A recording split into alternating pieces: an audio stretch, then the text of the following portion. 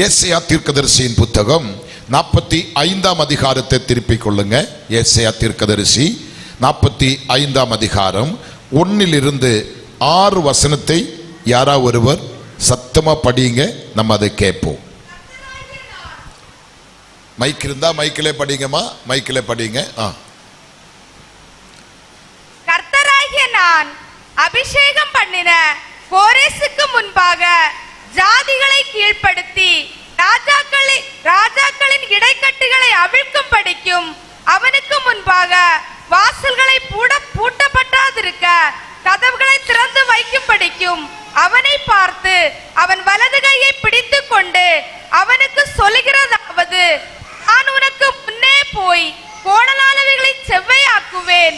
உன்னை பேர் சொல்லி அழைக்கிற இஸ்ரவேலின் தேவனாகிய கர்த்தர் நானே என்று நீ அறியும்படிக்கு வெண்கல கதவுகளை உடைத்து இரும்பு தாழ்பால்களை முறித்து அந்தகாரத்தில் இருக்கிற பொக்கிஷங்களையும் ஒளிப்பிடத்தில் இருக்கிற புதையல்களையும் உனக்கு கொடுப்பேன். நான் என் தாசனாகிய யாக்கோபின் நிமித்தமும் நான் தெரிந்து கொண்ட இஸ்ரவேலின் நிமித்தமும் நான் உன்னை பெயர் சொல்லி அழைத்து நீ என்னை அறியாதிருந்தும் உனக்கு நாமம் தரித்தேன். நானே கர்த்தர், வேறு ஒருவர் இல்லை, என்னை தவிர தேவன் இல்லை. படிங்க 6ஆம் வசனம். என்னை தவிர ஒருவரும் இல்லை என்று சூரியன் உதிக்கிற திசையிலும் அது அஸ்தமிக்கிற திசையிலும் அறியும்படிக்கு நீ என்னை அறியாதிருந்தும் நான் உனக்கு இடைக்கட்டு கட்டினேன். நானே கர்த்தர், வேறு ஒருவர் இல்லை. இந்த வசனத்தின் மேல் அப்படியே கையை வைங்க பார்ப்போமே. வேத புத்தகம் கொண்டு வந்திருக்கிறவங்க ஏசாயா 45ஆம் அதிகாரம் 1 - 6 வசனத்தை படித்து கேட்டோமே, அது மேல் அப்படியே கை வைங்க, கண்ணை மூடுங்க, ஏசப்பாவை பார்த்து சொல்லுங்க, இந்த வசனத்தின் மூலம் என்னோடு பேசும் ஆண்டவரேன்னு சொல்லுங்க. எல்லாரும் வாய் திறந்து பேசணும், நாங்கள் சொல்றது கீழ்ப்படியணும். ஆண்டவரே, இந்த வசனத்தின் அடிப்படையில் ஊழியக்காரன் மூலமாக இதனுடைய ரகசியத்தை எங்களுக்கு வெளிப்படுத்தும் ஆண்டவரே, இதனுடைய மர்மங்களை எங்களுக்கு வெளிப்படுத்தும் சொல்லுங்க. அவர் பேசாத கல்லோ மரமோ அல்ல, அவர் பேசும் தெய்வமாயிருக்கிறார். இன்னைக்கு தேவ சத்தம் நம்ம கேட்கணும், தேவனுடைய மகிமை இன்னைக்கு நம்ம அனுபவிக்கணும். அப்படி ஒரு பிரசன்னத்துக்குள்ள இன்னைக்கு அவர் நம்மளை கொண்டு போகணும். ஒரு புதிய தீர்மானத்தோடு, ஒரு புதிய விடுதலோடு நடத்திவிட்டு நாம் கடந்து போக வேண்டும். நாம் ஒரு பேர் கிறிஸ்தவனாகவோ ஒரு பண்டிகை கிறிஸ்தவனாய் இருக்க கூடாது. கலைப்படம் இல்லாத ஒரு மெய்யான கிறிஸ்தவனாய் மாற இந்த வார்த்தைகள் நமக்கு போதுமானதாக அமையட்டும். கர்த்தாவே, இந்த வார்த்தை மூலமாக அடியன் மூலம் என் மக்களோடு பேசுவீராக. பேசுகிறவன் நான் அல்ல, தேவனுடைய ஆவியான தாமே என் நாவோடு இருந்து கர்த்தர் பேசும். அதை கேட்கிற ஒவ்வொரு பிள்ளைகளையும் கர்த்தர் ஆசீர்வதியும். இயேசு கிறிஸ்துவின் நாமத்தில் பிதாவே, ஆமென். என்னோட வேதம் தெளிவாக சொல்லுகிறது, ஒருவன் பரலோகத்துக்கு போக வேண்டுமானால், ஒருவன் பரலோக ராஜ்யத்துக்கு போக வேண்டுமானால் அவன் ஜலத்தினாலையும் ஆவியினாலையும் பிறக்க வேண்டும். ஆமென். ஜலத்தினாலையும் ஆவியினாலையும் பிறக்க வேண்டும். இதுதான் உண்மையான தெளிவான சத்தியம். இன்னைக்கு அநேகர் ஞான ஸ்நானம் எடுக்கிறாங்க, ஆனா பரிசுத்தாவினுடைய அபிஷேகத்துக்கு சரியான ஒரு ஸ்தானத்தை கொடுக்கறது இல்ல, கருத்து கொடுக்கறது இல்ல, மதிப்பு கொடுக்கறது இல்ல. அது ஏதோ கைதட்டி குதிக்கிறாங்க என்று நினைச்சுக்கிட்டு நம்ம வேடிக்கை பார்த்து கொண்டிருக்கிறோம். இன்னைக்கு இப்ப நான் கொண்டு வருகிற இந்த வார்த்தை அபிஷேகத்துக்குள்ள இருக்கிற மகிமை. அபிஷேகம் இருந்தால் என்னென்ன சாதிக்க முடியும், அபிஷேகம் இருந்தால் நம்முடைய வாழ்க்கையில் எப்படி நடக்கும், இதுதான் நம்ம இப்ப பார்க்க போறோம். ஆமீன் சொல்லுவோமா? என்னுடைய வேதம் சொல்லுகிறது, என்னுடைய ஆவி இல்லாதவன் என்னுடையவன் அல்ல. நீங்க கொஞ்சம் ஃப்ரீயா இருக்கணும். நீங்க மௌனமா இருந்தா எனக்கு கஷ்டம். நான் அப்படி விரும்புற ஆளு கிடையாது. நான் உங்களோட பாஸ்டர் சொன்ன மாதிரி ஒண்ணுமே கேட்கல. நீங்க வாய் திறக்கணும், ஸ்தோத்திரம் சொல்லணும், ஆமீன் சொல்லணும். ஆமீன். அப்படியே மசில்ஸ் பிடிச்சு அப்படி மூச்சு பிடிச்சு இருக்க கூடாது. சத்தமா ஆமீன் சொல்லுங்க பார்ப்போமே. இருக்குது, உங்ககிட்ட விஷயம் இருக்குது. அப்ப வார்த்தைகளை கேட்கும், நான் சொல்லாமலே நீங்க அதை சொன்னா எனக்கு பேசுறது கொஞ்சம் ஃப்ரீயா இருக்கும். அப்படியானால் இங்கே பார்க்கும் பொழுது ஆண்டவர் சொல்லுகிறது, நல்ல கவனிக்கணும், என்னுடைய ஆவி இல்லாதவன் என்னுடையவன் அல்ல. கர்த்தருக்கு ஸ்தோத்திரம் உண்டாவதாக. இதை நான் பேசுகிறதுக்கு முன்பாக ஒரு காரியத்தை உங்களுக்கு சொல்லி கொடுத்து நான் போக ஆசைப்படுகிறேன். ஒரு மனுஷன் எருசலேமிலிருந்தும் எரிகோவுக்கு போகிறார். எருசலேம் என்பது தேவனுடைய வீடு. அங்கு எல்லா நன்மையும் எல்லா ஆசீர்வாதமும் நிரம்பி இருக்கிறது எருசலேம். கர்த்தருக்கு ஸ்தோத்திரம். நம்முடைய சபையை குறித்து கொள்ளுங்க. அப்ப அந்த அங்கே இருக்கும் பொழுது அவன் ஒரு வியாபாரி ஆனபடினால எரிகோவுக்கு போனால் இன்னும் நிறைய வியாபாரம் பண்ணி நிறைய சம்பாதிக்கலாம் என்ற பண ஆசை உள்ளவனாக அவன் எருசலேமை விட்டு அல்லது தேவ சமூகத்தை விட்டு அல்லது தேவனுடைய பாதபீடத்தை விட்டு அவன் எரிகோவை நோக்கி பயணம் செய்கிறான். எரிகோவுக்கு வரும்பொழுது கல்லர்கள் கையில் அவன் அகப்படுகிறான். கல்லர்கள் முதலாவது அவனுடைய வஸ்திரத்தை உரிந்தான், இரண்டாவதாக அவனை அடித்து காயப்படுத்தினான், அவன் கையில் இருக்கிற பொருட்களை திருடினான், அவனை குற்றூராக வழியோரமா விட்டு போய் விட்டுட்டாங்க. பாருங்க, நம்ம ரட்சிக்கப்படும் போது கர்த்தர் நமக்கு ரட்சிப்பின் வஸ்திரத்தை கொடுக்கிறார். நம்ம பரிசுத்தமாக்கப்படும் பொழுது நீதியின் சால்வையை கொடுக்கிறார். எத்தனை பேர் சந்தோஷமா இருக்கிறீங்க? பரிசுத்தமான கிரியைகளே அவங்களுடைய நீதியின் சால்வை என்று வேத புஸ்தகம் கற்றுக் கொடுக்கிறது. ஆனா இவன் கல்லர்கள் கையில் அகப்பட்ட பொழுது அவனுடைய வஸ்திரம் அவன் உரிக்கப்பட்டு அவனை நிர்வாணியாக்கி அவனை அடித்து காயப்படுத்தி குற்றூராக்கி வழியிலே விட்டு போகிறான். அப்படி விட்டு போகும் பொழுது அந்த வழியாக அவன் மரிக்க கடக்கும் பொழுது கர்த்தர் ஒரு ஆசாரியன் வருகிறார். ஆசாரியன் வந்து அவனை பார்த்து அப்படியே ஒன்றும் செய்யாம போகிறோம். அப்புறம் ஒரு லேவியன் வருகிறார், அவனும் பார்த்து விட்டு போகிறோம். மூன்றாவது வர்றாளாரு சமாரியன் வருகிறார். சமாரியன் வந்து அவனை பார்த்து மனதுருகி கிட்ட வந்து அவனுடைய காயத்தில் எண்ணெயும் திராட்சரசமும் வார்த்து காயங்களை கட்டி தன்னுடைய சுய வாகனமாகிய கழுதையின் மேல் ஏற்றி அவனை சத்திரத்திலே கொண்டு போய் சத்திரக்காரன் கையில் கொடுத்து 2 காசையும் கொடுத்து நீ இவனை பராமரித்து கொள், அதிகமாக ஏதாவது செலவழித்தால் நான் மறுபடி வரும்பொழுது உனக்கு அதை தருகிறேன் சொல்லி இவர் சமாரியன் கடந்து போகிறார். இப்போ ஒரு விஷயம் அங்க இருக்குது பாருங்க. முதலாவது வந்து பார்த்தது யாரு? ஆசாரியன். இரண்டாவது பார்த்தது யாரு? லேவியன். இவங்க 2 பேரும் விலகி போவதுக்கு என்ன காரணம்? அவங்களுக்கு நல்ல ஸ்தானம் உண்டு, நல்ல படிப்பு உண்டு, பட்டம் உண்டு, அங்கி உண்டு, கிரீடம் உண்டு, இடுப்பில் நல்ல ஆமீன் கச்சை எல்லாம் கட்டி இருப்பாங்க. எல்லாம் இருந்தாலும் அவங்க கிட்ட என்ன இல்லை? காயங்கள் கட்டக்கூடிய எண்ணெய் அபிஷேகம் அவங்க கிட்ட கிடையாது. ஆமீன் சொல்லுவோமா? அது லேவியன் கிட்டையும் கிடையாது, ஆசாரியனிடத்திலும் கிடையாது. யாரு கையில் இருக்குது? சமாரியன் கையில் இருக்குது. எத்தனை பேர் விசுவாசிக்கிறீங்க? அதை நான் விளக்க போனா பல மணி நேரம் பேச வேண்டும். நீங்க அதை அறிந்து கொள்ள வேண்டிய காரியம். இன்னைக்கு இருக்கிற அநேக ஆமீன் புரோகிதர்கள் அல்லது ஆசாரியர்கள் எல்லாருமே ஊழியம் செய்கிறார்கள், பிரசங்கிக்கிறார்கள். அவங்களுக்கு நல்ல நல்ல அடையாளமான யூனிஃபார்ம், கிரீடம், காசாவடி எல்லாமே இருந்தாலும் அபிஷேகம் கிடையாது. ஆமீன் சொல்லுவோமா?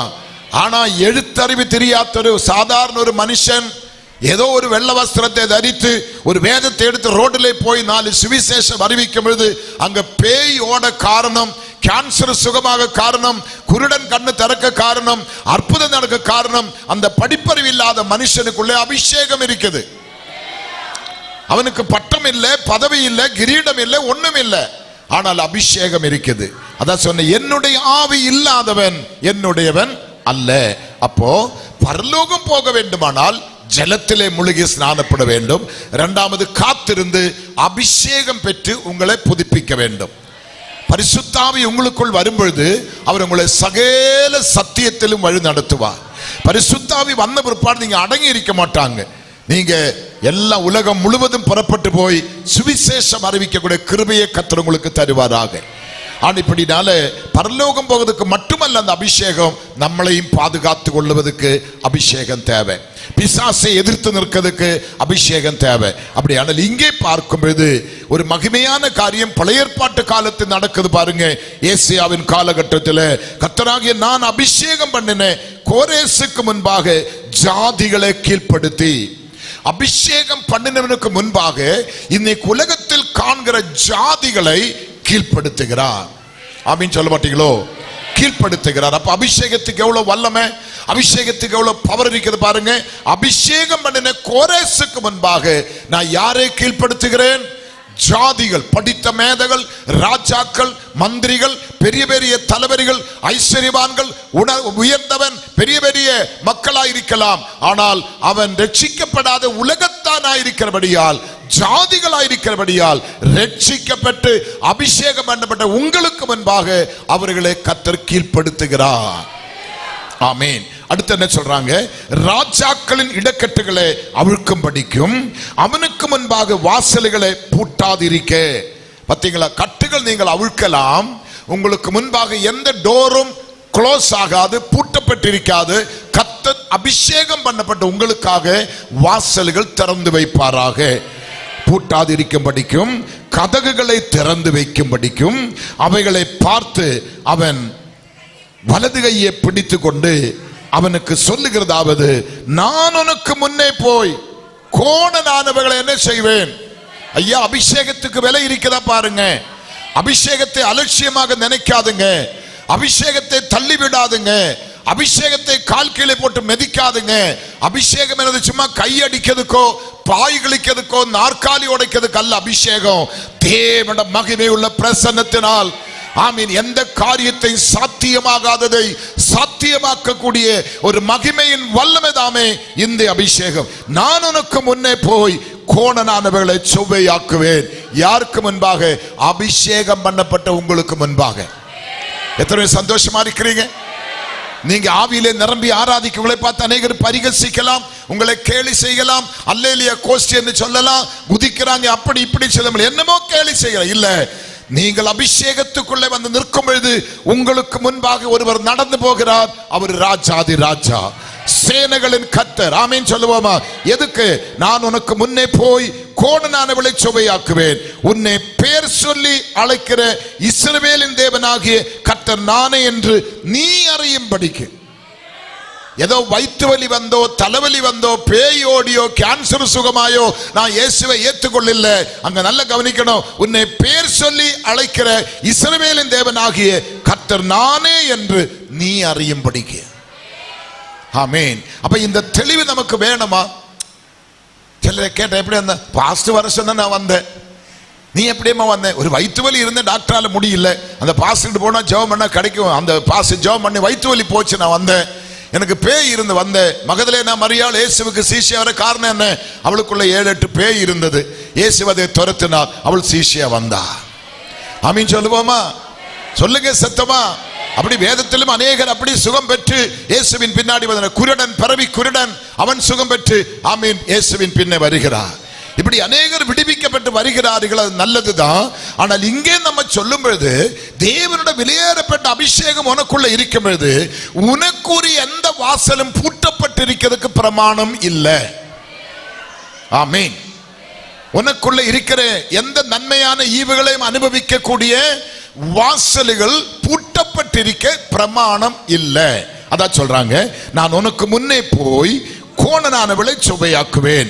உன்னை பேர் சொல்லி அழைக்கிற இஸ்ரவேலின் தேவனாகிய கர்த்தர் நானே என்று நீ அறியும்படிக்கு. ஹல்லேலூயா. எதுக்கடா சபைக்கு போறோம்? எதுக்கடா ஜெபம் பண்றோம்? சும்மா போயிட்டு வரோம். சத்தா ஒரு சவப்பட்டிக்குள்ள வைத்து எங்கேயாவது அடக்கம் பண்ணணும், அதனால போறோம். இல்ல, அது பண்டிகை கிறிஸ்தவன், அது சவப்பட்டி கிறிஸ்தவன், அப்படி நீங்க இருக்க கூடாது. பேர் கிறிஸ்தவன், அப்படி இருக்க கூடாது. தெளிவுள்ள கிறிஸ்தவன். நான் யாரு? எனக்குள்ள இருக்கிறவர் யாரு? என்னை அழைத்தவர் யாரு? என்னை கைப்பிடித்தவர் யாரு? என்னை நடத்தி கொண்டு போகிறவர் யாரு? எனக்காக கோணனானவளை சுகப்படுத்துவர் யாரு? என்னை போஷிக்கிறவர் யாரு? உடுக்க வைக்கிறவர் யாரு? உண்ண வைக்கிறவர் யாரு? பவுல் சொல்லுகிறார், என்னை பலப்படுத்துகிற கிறிஸ்துவினாலே எல்லாவற்றையும் செய்ய எனக்கு பலன் உண்டு. யோபு பக்தன் சொல்லுகிறார், என் மாம்சம் தோல் இவர்கள் அழுகி புழுபுழுத்து போனாலும் அந்நிய கண்கள் அல்ல, என் சொந்த கண்ணால் நான் அவனை காண்பேன். என் மீட்பர் உயிரோடு இருக்கிறார். ஆமென். சொத்துகள், சுகங்கள், பிள்ளைகள் அழிந்தது, மனைவியின் காரித்து போய் ஓடி போனாலும் என் மீட்பர் உயிரோடு இருக்கிறார். ஹல்லேலூயா. அப்ப இப்படிப்பட்ட சவால், இப்படிப்பட்ட சோதனை, தைரியம் நமக்கு வர வேண்டுமானால் பலப்படுத்துகிற கிறிஸ்து கூட இருக்கணும். அபிஷேகம் நமக்குள்ள இருக்கணும், வல்லமை நமக்குள்ள இருக்கணும், மகிமை நமக்குள்ள இருக்கணும். அவர் செய்யற பாருங்களேன், வெண்கல கதைகளை உடைத்து, இது உங்களால முடியாது, வெண்கல கதைகளை உடைத்து இரும்பு தாழ்பால்களை முறித்து அந்த காலத்தில் இருக்கிற பொக்கிஷங்களையும் ஒளிபிடத்தில் இருக்கிற புதையல்களையும் உனக்கு கொடுப்பேன், உனக்கு கொடுப்பேன். இன்னைக்கு யார் இது வாங்குறது எனக்கு தெரியல. இன்னைக்கு வந்திருக்கிற உங்களில் யார் இதுக்கு பாத்திரம் எனக்கு தெரியல. லைவ்ல யாராவது இருக்க எனக்கு தெரியல. இங்க சொல்ற பாருங்க, அங்க என்ன சொல்லு, நான் உனக்கு கொடுப்பேன், நான் என் தாசனாகிய யாக்கோபின் நிமித்தமும் நான் தெரிந்து கொண்ட இஸ்ரவேலின் நிமித்தமும் நான் உன்னை பேர் சொல்லி அழைத்து நீ என்னை அறியாதிருந்தும் உனக்கு நாமம் தரித்திருக்கிறேன். எல்லா நாமத்துக்கும் மேலான நாமம் என்ன நாமம்? இயேசுவின் நாமம். இயேசுவின் நாமம் இனிதென நாமம், இணையில்லா நாமம். எல்லாரும் கரங்களை கொட்டி பாடணும், தெரிஞ்ச பாடல். இனிதென நாமம், இணையில்லா நாமம், இன்ப நாமம், பாவத்தை போக்கும், பயமாத நீக்கும், பரம சந்தோஷம். சத்தமாக, பாவத்தை போக்கும், பயமதை நீக்கும், பரம சந்தோஷம், பக்தரை கழிக்கும் இயேசுவின் நாமம் இனிதன நாமம். கரங்க நல்ல கொட்டி நாமம், உற்சாகத்துடன் இயேசுவின் நாமம் இனிதன நாமம், இணையில்லா நாமம், இன்ப நாமம், சாத்தானின் சேனை ஜெயித்திட்ட நாமம், சாவ பிசாசை துரத்திடும் நாமம். glory, சாத்தானின் சேனை. உற்சாகத்துடன் உள்ளத்தின் ஆழத்திலிருந்தும் பிசாசை துரத்திடும் நாமம், இயேசுவின் நாமம் இனிதன நாமம், இணையில்லா நாமம், இன்ப நாமம், எங்கள் இயேசுவின் நாமம் இனிதன நாமம், இணையில்லா நாமம், இன்ப நாமம். முழங்கால் யாவும் முடங்கிடும் நாமம், மூன்றில் ஒன்றாக ஜொலிப்பவர் நாமம். முழங்கால் யாவும் முடங்கிடும் நாமம், மூன்றில் ஒன்றாக ஜொலிப்பவர் நாமம். இயேசுவின் நாமம் இனிதன நாமம், இணையில்லா நாமம், இன்ப நாமம், எங்கள் இயேசுவின் நாமம் இனிதன நாமம், இணையில்லா நாமம், இன்ப நாமம். ஹல்லேலூயா. நம்முடைய இயேசுவின் நாமத்தினுடைய இனிமை, இன்பம், மகிமை அனுபவித்து ருசித்தவங்களுக்கு தான் தெரியும். இயேசு சொன்ன, என்னை ருசித்து பாருங்கள். இயேசு சொன்னது, என்ன ருசித்து பாருங்கள். யூதனுடைய கல்ச்சர்ல இன்னும் ஒன்று இருக்குது. ஒரு குழந்தை பெத்த உடனே தங்கத்தை எடுத்து தேனில உரசி அந்த பிள்ளையோட நாவில் முதல் வைக்கிறது தேன் தான். தங்கத்தை எடுத்து உரசி. கேரளாவிலும் அப்படிதான். ஒரு பிள்ளை பிறந்தால் முதலாவது தேன் எடுத்து தங்கத்தை உரசி நாவிலே தொட்டு கொடுப்பாங்க. ஏன்னு கேட்டால் அவருடைய நாமம் தேனிலும் இனிமையானது, மதுரம் உள்ளது. என்னை ருசித்து பாருங்கள். அந்த பிறந்த குழந்தைக்கு முதல் இயேசுவை ருசிக்கக்கூடிய அந்த இனிப்பை கொடுக்கிறான். அப்ப இயேசுவை ருசித்தவன் இயேசுவை விட மாட்டான். இயேசுவை கண்டவன் இயேசு விட்டு போக மாட்டான். இயேசுவை நம்பினவன் இயேசுவோடு நடந்து கொள்ளுவான். அவருடைய ஹிருதயத்தை கேட்டதை செய்வான். அவன் தான் கிறிஸ்தவன். ஆமீன். இங்கே வெண்கல கதைகளை உடைத்து இரும்பு தாழ்பாலுகளை முறித்து அந்தகாரத்தில் இருக்கிற பொக்கிஷத்தையும் ஒளிபிடத்தில் இருக்கிற புதையல்களை உனக்கு கொடுப்பேன். நான் என் தாசனாகிய யாக்கோபின் நிமித்தமும் நான் தெரிந்து கொண்ட இஸ்ரவேலின் நிமித்தமும் நான் உன்னை பேர் சொல்லி அழைத்து நீ என்னை அறியாதிருந்தும் உனக்கு நாமம் தரித்தேன். மக்களே, எத்தனை மணிக்கு முடிக்கணும்? 1:15 மணி. இப்ப என்னாச்சு தெரியுமா? 10:15, 12:15. சாரி, நான் 10:15 சொன்ன நீங்க நம்பதுக்காக தான். இந்த நேரம் எனக்கு பத்தாது. கர்த்தருக்கு ஸ்தோத்திரம். இதெல்லாம் திறக்கணுக்கு கொஞ்சம் டைம் வேணும். இதெல்லாம் அவ்வளவு சீக்கிரமா திறக்க முடியாது. இன்னைக்கு உங்களுக்கு முன்னாடி ஒரு திறந்த வாசலை ஓப்பன் பண்ணி வச்சு நான் போக போறேன். அது உலகத்தில் ஒருவனாலையும் பூட்ட முடியாது. நம்பலாமா? விசுவாசிக்கலாமா? ஒருவனாலையும். அடுத்தது பாருங்க, நானே கர்த்தர், வேற ஒருவரும் இல்லை என்று, என்னை தவிர தேவன் இல்லை. இந்த உலகம் சொல்லுகிறது, உலகத்தில் 33 கோடி தெய்வங்கள் இருக்குது. எவ்வளவு தெய்வம் சொல்லுங்களேன்? கொஞ்சம் பேச சகோதரமார்களே, கொஞ்சம் ஃப்ரீயா பிள்ளைகளை நீங்களாவது பேசுங்க. எவ்வளவு கடவுள் இருக்கிறாங்க? 33 கோடி தெய்வம். இதை கம்ப்யூட்டர்ல போட்டா, கணக்கு போட்டா ஒரு மனுஷனுக்கு 1.5 கடவுள் இருக்குது. ஒரு மனுஷனுக்கு எவ்வளவு கடவுள் இருக்குது? இப்ப நான் பாஸ்டரை பார்த்து உங்களுக்கு 1.5 அப்பன் என்று சொன்ன இவர் என்ன சும்மா விடுவாரா? உடனே எனக்கு பெட்டி தேடுவாங்கல்ல இவரு. அவருக்கு இருக்குது ஒரு அப்பன் தான். நான் சொல்றேன் 1.5 அப்பன் இருக்குது. அவங்க அம்மா இருக்கிறாங்களப்பா? ஐயோ பாவம் அம்மா, சாரி அம்மா, சும்மா அவரை உதாரணம் சொன்னேன், தப்பா நினைச்சுக்காது. ஆனா கம்ப்யூட்டர்ல பார்க்கும்போது 33 கோடி பேர்களை கவுண்ட் பண்ணி பார்க்கும்போது ஒரு மனுஷனுக்கு 1.5 கடவுள். ஆனா பிரசங்கிக்கிற நான் சொல்லுகிறேன், எனக்கு 1.5 கடவுள் இல்ல, ஒரே தெய்வம் தான் எனக்கு இருக்கிறார். ஆமென் சொல்லுவோமா? அதான் இங்க சொல்லுகிறது, நானே கர்த்தர் வேறொருவரும். இது தேசத்துக்கு கூவி சொல்லணும். இதுக்கு தான் பப்ளிக்ல மீட்டிங் வைக்க சொல்றேன். இது இப்ப கட்டிடத்துக்குள்ள சபைக்கு பேசுகிற காரியம். எங்களை வெளியே விடுங்க, அப்பதான் உங்களுக்கு தெரியும் மேட்டர். நம்ம பயப்பட வேண்டிய கூட்டம் அல்ல. சத்தியத்தை சத்தியமாய் எங்கும் பேச பழக வேண்டும். யார்கிட்ட பேச பழக வேண்டும்? ராஜாக்களுக்கு முன்பாகவும் வெட்கப்படாமல் பேச நீங்கள் துணிகரமுள்ள மக்களாய் இருக்க வேண்டும். அப்படி பேச வேண்டுமானால் இந்த அபிஷேகம் எனக்குள்ள இருக்க வேண்டும். அபிஷேகம் உள்ளவன் பயப்பட மாட்டான். ஆமென் சொல்லுவோமா? அபிஷேகம் உள்ளவனுக்கு தைரியம் இருக்கும். அபிஷேகம் உள்ளவனுக்கு நம்பிக்கை இருக்கும். அவன் விசுவாசத்தில் பூர்ணதை உள்ளவன். அவன் எதையும் சகிக்கும், எதையும் தாங்கும், எதையும் செய்யக்கூடிய கிருபை பெற்றவன். ஹல்லேலூயா.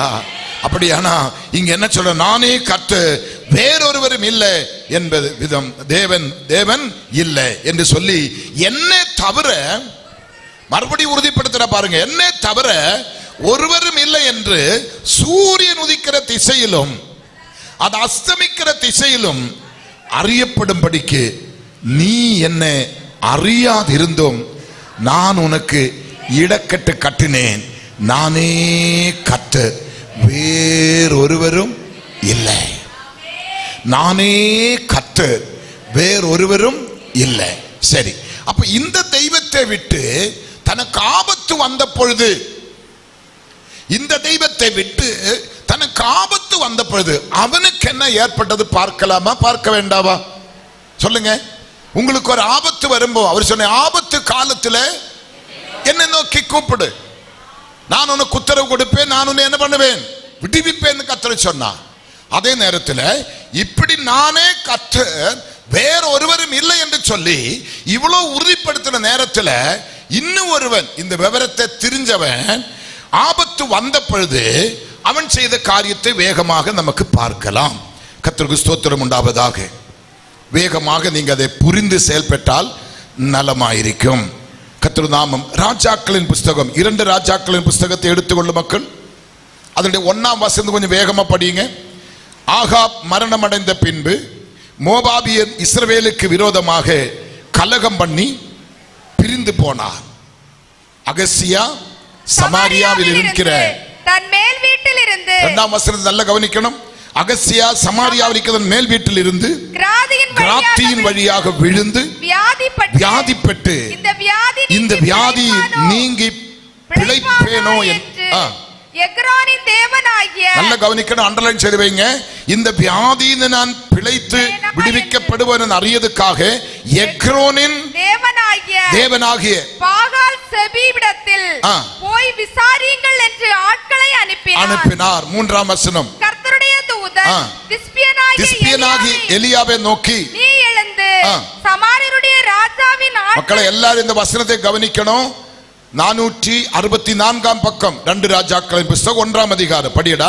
கர்த்தருடைய தூதன் திஸ்பியனாகிய எலியாவை நோக்கி, நீ எழுந்து சமாரியாருடைய ராஜாவின் ஆட்களுக்கு எதிர்பட்டு போய் இஸ்ரவேலின் தேவன் இல்லை. நல்ல கவனிக்கிறீங்களா? இஸ்ரவேலில் தேவன் இல்லை என்றா நீங்கள் எக்ரோனின் தேவனாகிய பாகால் செபூரிடத்தில் விசாரிக்க போனீர்கள். 4ஆம் வசனம் பாருங்க. இது நிமித்தம் நீ ஏறின கட்டிலிருந்தும் இறங்காமல் சாகவே சாவா என்று கர்த்தர் சொல்லுகிறார் என்பதை அவர்களுடைய சொல் என்றான். அப்படியே எலியா போய் சொன்னான். ஆமீன் சொல்லுவோமா? ஆமென். ஆமீன் சொல்லுவோமா? முதலாவது அங்க பார்த்தோமே எசேயாவிலே, நானே கர்த்தர் வேறொருவரும் இல்லை. பிள்ளைகள் கவனிக்கிறீங்களா எல்லாரும்? நானே கர்த்தர் வேறொருவரும் இல்லை. இங்கே பார்க்கும்போது இந்த அகசியா என்ற மனுஷனும் தெய்வத்தை அறிந்தவன் தான், தெய்வத்தை புரிந்தவன் தான், தெய்வத்தை ருசித்தவன் தான். ஆனால் அவன் மேல் வீட்டிலிருந்தும் கீழே விழுந்த பொழுது அவனுக்கு காயங்கள் ஏற்பட்டு அவன் சீரியஸாய் படுக்கும் பொழுது அவன் தெய்வத்தினிடத்தில் ஆள் அனுப்பாம அவன் வேறு தெய்வத்தினிடத்தில் ஆள் அனுப்புகிறான். ஆமீன் சொல்லுவோமா?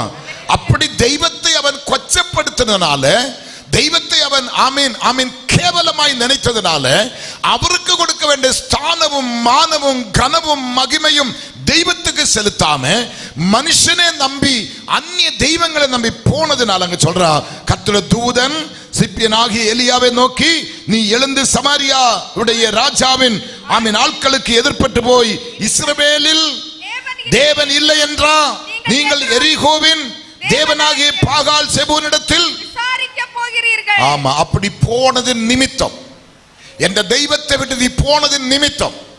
ஆமீன். இங்க நான் கன்னியாகுமரியில் கேள்விப்பட்ட ஒரு காரியம், அது உண்மையை போய் எனக்கு தெரியல. ஒரு வீடு கட்ட போனா அந்த வீடு கட்டுற நேரத்தில் பாஸ்டரை உடனே கூப்பிட மாட்டாங்களா, ஆசாரியை கூப்பிட்டு தான் அந்த காரியத்தை எல்லாம் பார்ப்பாங்களா? அப்படி உண்டா பாஸ்டர்? போய் சொல்லக்கூடாது. சில இடத்துல வெந்த கோசுகார் செய்வாங்களா? பண்ற மாதிரி தான் நான் கேள்விப்பட்டேன். வேகாத்த கோசு நமக்கு வேண்டாம், வெந்த கோசு நமக்கு போதும். வெந்த கோசு பண்றாங்களா? வெந்த கோசு ஆசாரியை கூப்பிட்டு எல்லாம் முடிச்ச பிற்பாடு தான் பாஸ்டர் வாங்க சொல்லி அவரை கூப்பிடுவாங்களா? அந்த வீடு உருப்படி ஆகாது. சத்தியத்தை அறிவீர்கள், சத்தியம் உங்களை. இங்க தேவன் இல்லையா? உன் காயங்களை ஆற்றக்கூடிய ரணவைத்தன் இல்லையா? கீலியாத்திலே பிசிறுந்தைலம் இல்லையா? பின்ன ஏன் என் குமாரத்தை சொஸ்தமடையாமல் இருக்கிறான்? ஆமீன் சொல்லுவோமா? அவர் காயப்படுத்துகிறவரும் காயங்களை கட்டுகிற ஒரு ரணவைத்தியன். எத்தனை பேர் சந்தோஷமா இதை ஏற்றுக்கொள்றீங்க? அப்படி ஒரு ஜீவனுள்ள தெய்வத்தை விட்டு நீ அந்நிய தெய்வத்தை தேடி போன இது நிமித்தம் நீ ஏறின கட்டிலிருந்து இறங்காமல் சாகவே சாவா என்று கர்த்தர் சொல்லுகிறார் என்று என்பதை அவரிடத்திலே சொல்லு என்றார். அப்படியே எலியா போய் சொன்னான். கர்த்தருடைய வார்த்தையை ராஜா என்று சொல்லி பயப்படவில்லை, அப்படியே சொன்னார். இதுதான் உண்மையான தீர்க்கதரிசி. பணத்துக்காகவோ பேருக்காகவோ பொழப்புக்காகவோ பப்ளிசிட்டிக்காகவோ பேசுறவன் அல்ல தீர்க்கதரிசி. உள்ளதே ராஜாவானாலும் பிச்சைக்காரனானாலும் உள்ளதே உள்ளபடி சொல்றவன் தான் கலைப்படம் இல்லாத ஒரிஜினல் தீர்க்கதரிசி. அதுதான் இந்த எலியா. ஆமீன் சொல்லுவோமா? கர்த்தருக்கு சோதரம். அப்படியே 5ஆம் வசனம், அந்த ஆட்கள் அவரிடத்திற்கு திரும்பி வந்த போது நீங்கள் திரும்பி வந்தது என்ன என்று அவன் அவர்களிடத்தில் கேட்டான். அதற்கு அவர்கள், ஒரு மனுஷன் எங்களுக்கு எதிர்பட்டு வந்து நீங்கள் உங்களை அனுப்பின ராஜாவினிடத்தில் திரும்பி போய் இஸ்ரவேலிலே தேவன் இல்லை என்றா நீ எக்ரோனின் தேவனாகிய பாகால் செபியிடத்தில் விசாரிக்க போகிறாய். இது நிமித்தம் நீ ஏறின கட்டிலிருந்து இறங்காமல் சாகவே சாவா என்று கர்த்தர் சொல்லுகிறார் என்பதை அவனோட சொல்லுங்கள் என்றான் என்று சொன்னார்கள். நல்ல கவனிக்கணும். யாரு சொல்லுகிறார்?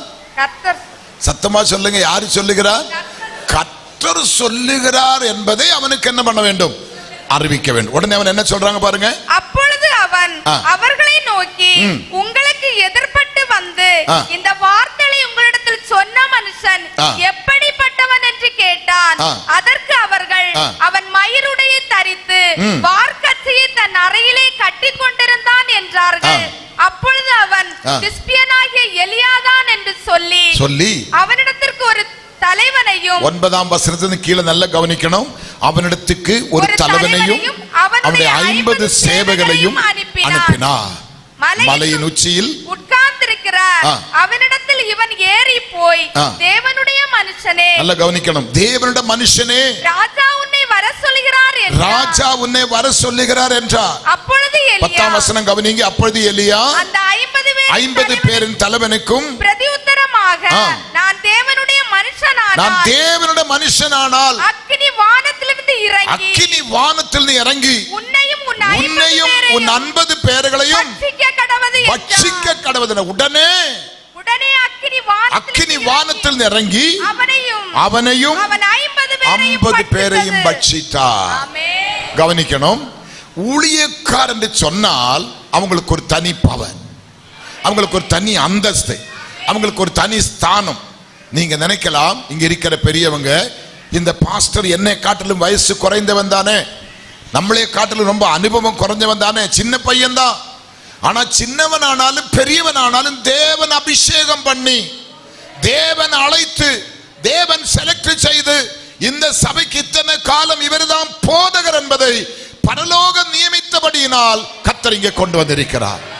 இது ஐபிசி ஸ்தாபனம் நியமித்தது அல்ல, பரலோகம் நியமித்தது. இது ஐபிசி ஸ்தாபனம் கொடுத்த அபிஷேகம் அல்ல, இது பரலோகம் கொடுத்த அபிஷேகம். அப்படியானால் தன்னுடைய அபிஷேகத்துக்கு நேராக விரல் சூண்டதுக்கே வேதத்தில் நமக்கு பிரமாணம் இல்லை. ஆமீன். எத்தனை பேர் விசுவாசிக்கிறீங்க? சவுல் தாவீதின் கையில் அகப்பட்டது. தாவீதுக்கு எதிரி சவுல். இப்ப தாவீதை கொல்லுவதற்காக சவுல் தீவிரமாய் இறங்கி இருக்கிறார். தாவீதினுடைய உயிர் சவுலின் கையில் இருக்குது. அவனை எங்க பார்த்தாலும் கொல்லுவதற்காக ஒரு பெரிய சேனையாக இறங்கி வரும்பொழுது தாவீதின் கையிலே சவுல் அகப்பட்டது. அவன் படுத்து தூங்குறதை தாவீது பார்க்கிறார். அவன் கிட்ட போய் அவன் பட்டயத்தை எடுத்து தாவீது சவுலுடைய தலையை வெட்டலாம். ஆனால் சவுல் செய்தது, அவனுடைய உயிருக்கு சேதம் வராம, அவனை அடிக்காம, அவனை துன்படுத்தாம, உறங்கி கிடக்கிற சால்வையின் ஓரத்தில் நூலு மாத்திரம் கட் பண்ணி எடுத்து அவன் வெளியே வருகிறான். அவன் உறக்கம் உணர்ந்து எழும்பவன் தாவீது இதை சவுலுக்கு தெரியப்படுத்தி, இதோ உன்னுடைய உயிர் என் கரத்தில் இருக்குது. ஆமீன். உன்னை கொல்லுவக்கூடிய எல்லா காரியமும் எனக்கு வகுவகுத்து வந்தது, ஆனால் நீ தேவனால் அபிஷேகம் பண்ணப்பட்டவன், உண்மையில கை போடக்கூடாது ஒரு பிரமாணம் பைபிள் இருக்குது. இந்த சவுல் அபிஷேகத்தை இழந்தவன், தெய்வத்தை இழந்தவன், சத்தியத்தை விட்டு இழந்தவன், அவனுக்குள்ளே அசுத்தாவி இப்ப இருக்குது. ஆனாலும் அசுத்தாவி இருந்தாலும், தெய்வத்தை விட்டு விலகினாலும், கற்பனை லங்கித்தாலும் அவன் தெய்வத்தால் அபிஷேகம் பண்ணப்பட்டவன். இது சொன்ன உடனே அந்த தாவீதை சவுல் கூப்பிட்டது ஆண்டவனேன்னு கூப்பிடுகிறார். எத்தனை சந்தோஷமா இருக்கிறீங்க? அப்ப ஊழியக்காரே கனப்படுத்த வேண்டிய விதமாய் கனப்படுத்த வேண்டும், அவங்களை நேசிக்க வேண்டிய விதமாய் நேசிக்க வேண்டும், அவங்களுக்கு செய்ய வேண்டிய பிரகாரமாக நம்ம பணிவிடைகள் உதவிகள் செய்ய வேண்டும். இதுதான் வேதம் நமக்கு கற்றுக் கொடுக்கிறது. இந்த 50 பேருடைய தலைவன் அங்க சென்று, ராஜா உன்னை அழைக்கிறார், சீக்கிரம் வா என்று சொல்றாங்க. உடனே இவன் சொல்றான், தேவட மனுஷனானால் வானத்தில் அக்கினி இறங்கி உன்னையும் இந்த 50 பேரையும் பட்சிப்பாராக. உடனே வானத்தில் அக்கினி இறங்கி அந்த தலைவனையும் 50 பேரையும் சுட்டெரித்தது. உடனே மறுபடியும் ராஜா இன்னொரு தலைவனை அழைத்து, படிக்க வேண்டாம் மக்களை, இன்னொரு தலைவனை அழைத்து அவனோடு கூட 50 பேரை அனுப்புகிறார். நல்ல கவனிக்கணும், 51 புடங்கள் அங்க எரிஞ்சு கொண்டிருக்கிறது, 51 சரீரம் அங்க எரிஞ்சு கொண்டிருக்குது. அந்த துர்நாற்றம் வீசுது, புகைக்காடா இருக்குது, அக்கினி அனல் இன்னும் குறையவே இல்லை. அந்த இடத்துல இன்னும் ஒரு தலைவன் 50 பேரை கூட்டிட்டு போறாங்க. அவன் போய் என்ன சொல்ற, ராஜா உன்னை சீக்கிரமாய் வர சொன்னாரா? அவனும் எலியா தீர்க்கதரிசிக்கு மரியாதை செலுத்தில்ல, சீக்கிரமா வர சொன்னாரா? அவன் சொன்னது, நான் தேவ மனுஷன் ஆனால் இப்பொழுது வானத்தில் அக்கினி இறங்கி உன்னை இந்த 50 பேரையும் பட்சிப்பார. உடனே அக்கினி இறங்கி அந்த 50 பேரையும் தலைவனையும் பட்சித்தது. இப்ப 102 பேருடைய பாடி அங்க எரிஞ்சு கொண்டிருக்கிறது. கவனிக்கிறீங்களா எல்லாரும்? அபிஷேகத்துக்கு வல்லமை உண்டா? அபிஷேகத்துக்கு பவர் உண்டா? எலியா அங்கதான் உட்கார்ந்துட்டு இருக்கிறார். நான் தேவ மனுஷனானால், நான் தேவ மனுஷனானால், அவர் என்னை கரம் பிடித்து அழைத்ததானால், என்னை இதுக்காக பிரித்தெடுத்தது உண்மையானால், என்னை அழைத்தது உண்மையானால், தேவனோடு இருக்கிறது உண்டானால், இப்போது வானத்திலிருந்தும் அக்கினி இறங்கி உன்னையும் உன் 50 பேரை சுட்டெரிப்பதாக. மக்களே, 102 பேருடைய பாடி அங்க எரிந்து துர்நாற்றம் வீசுது, புகைக்காடா இருக்குது, அக்கினி காடா இருக்குது, எரிந்து ஜொலித்து கொண்டிருக்கிறது. மறுபடியும் ராஜா இன்னும் ஒரு தலைவனை அழைத்து இன்னும் ஒரு 50 பேரையும் அழைத்து அவங்கிட்ட அனுப்புறாங்க. அந்த தலைவனோட உள்ள எப்படி இருந்திருக்க யோசித்து பார், அவன் எவ்வளவு பயந்திருக்கு யோசித்து பார். முன்னே போன 51 பேர் வரல, ரெண்டாவது போன 51 பேர் வரல, 102 பேரு க்ளோஸ். இப்ப மூன்றாவது நான் போறேன், என் கதி என்ன என்று நடுங்கி பயந்து அந்த தலைவன் அங்க போகும்பொழுது எலியாவை பார்த்தார். எலியாவை பார்த்த உடனே அந்த தலைவன் எலியாவுக்கு முன்பாக, படி மக்களே, முழங்கால் படியிட்டு மூன்றாம் தரம் ஒரு தலைவனையும் அவனுடைய 50 சேவகரையும் அனுப்பினான். இந்த மூன்றாம் தலைவன் நல்ல கவனிக்கணும். இந்த மூன்றாவது தலைவன் ஏறி வந்த பொழுது எலியாவுக்கு முன்பாக முழங்கால்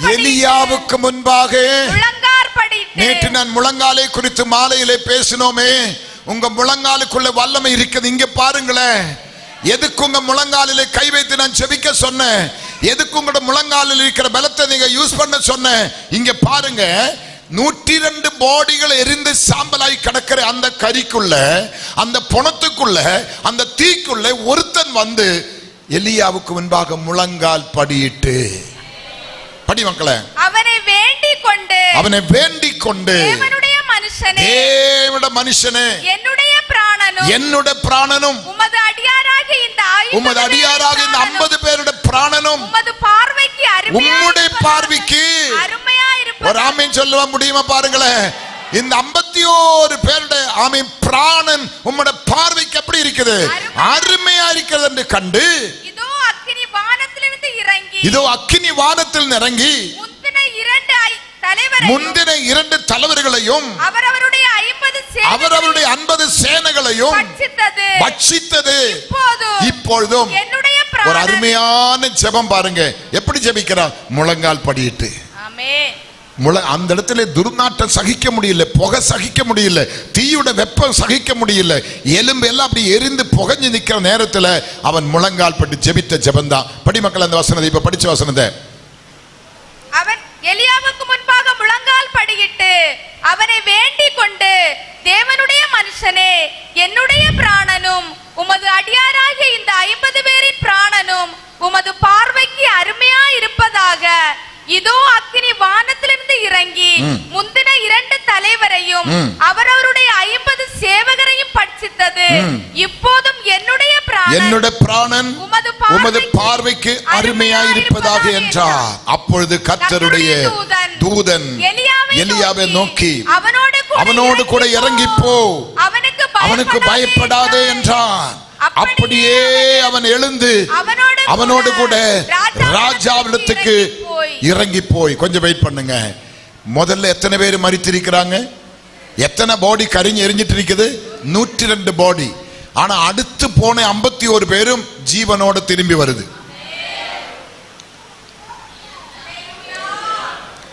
ஆமீன் சொல்லுங்களேன், சொல்லுங்க ஆமீன் சொல்லுங்களேன். அடுத்த 51 பேரும் எப்படி இறங்கி வருது? எலியாவோடு கூட ஜீவனோடு இறங்கி வர்ற. காரணம், 50 பேர் முழங்கால் படி இல்ல, ஒருத்தன் தான் முழங்கால் படியிட்டது. தாயே, உன் குடும்பத்தில் கணவன் ரட்சிக்கப்படல, பிள்ளைகள் ரட்சிக்கப்படல, அக்கா தங்க ரட்சிக்கப்படல, தம்பி ரட்சிக்கப்படல, பிள்ளைகள் ரட்சிக்கப்படல, நீ ஒருத்தி முழங்கால் படியிட்டாலே உன் பின்னே அந்த குடும்பம் கொண்டு வர கர்த்தர் வல்லவர். அருமை தகப்பனே, சகோதரனே, தம்பியே, நீ ஒருத்தன் முழங்கால் படியிட்டா போதும், உன் கிராமமே உங்க பின்னாடி வர கர்த்தர் வல்லவராயிருக்கிறார். ஆமீன். முழங்காலுக்கு வல்லமை இருக்குதா? முழங்காலுக்கு பவர் இருக்குதா? முழங்காலில் நின்றே சாதிக்க முடியுமா? சாத்தியமாகாததை சாத்தியமாக்க முடியும் முழங்காலினால். ஆமீன். இதுக்குதான் முழங்காலை யூஸ் பண்ண சொல்றேன். இதுக்குதான் முழங்காலை யூஸ் பண்ண சொல்றேன். எத்தனை பேர் சந்தோஷமா இருக்கிறீங்க? ஹல்லேலூயா. ஒரு பெரிய போலீஸ் ஆபீசர் என்னோட சபையில மரித்து பாடி அடக்கம் பண்ண போகுது. துர்நாற்றம் வீசுது, மூக்கிலும் காதல் எல்லாமே காட்டன் வச்சிருக்குது. 3:30 மணிக்கு அடக்க ஆராதனை. காஞ்சிபுரம் எஸ்பி, காவல்துறை அதிகாரிகள் எல்லாருமே துப்பாக்கியில குண்டு வெடித்து மரியாதை செலுத்த நின்றுட்டு இருக்கிற ஆயிரக்கணக்கான ஜனங்கள் கூடி நின்று 3:30 மணிக்கு பாடி எடுக்க போறோம். 2 மணிக்கு கர்த்தர் சொல்றாங்க, நீ அவனை ஜெபம் பண்ணி எழுப்பு. நீ அவனை என்ன பண்ணு? ஜெபம் பண்ணி எழுப்பு. நேற்று காலையிலே மரித்த சரீரம், பல மைல் தூரத்திலிருந்து கொண்டு வந்த சரீரம், துர்நாற்றம் வீசுகிற சரீரம், அடக்கம் பண்ணதுக்கு நீ 1.5 மணி நேரம் தான் இருக்குது. அப்ப கர்த்தர் சொல்ற, நீ அவனை எழுப்பு. உடனே எனக்கு ஒரு பயம் உண்டாயிட்டு. காரணம் இவங்க எல்லாம் நிக்கிறாங்களே, எல்லா மக்களும் வந்திருக்கிறார்களே, அதிகாரிகள் எல்லாம் நிக்கிற எஸ்பி லெவலுக்கு எல்லாரும் நிக்கிறாங்களே, என்ன செய்வது சொல்லி எனக்கு ஒரு பயம். உடனே பின்னாடி ஒரு சத்தம் கேட்குது, என்னை விசுவாசிக்கிறவன் நான் செய்கிற கிரியைகளை செய்வான், அவர்களை பார்க்கலும் மேலானவர்களை செய்வான். நீ போய் அவனை எழுப்பு.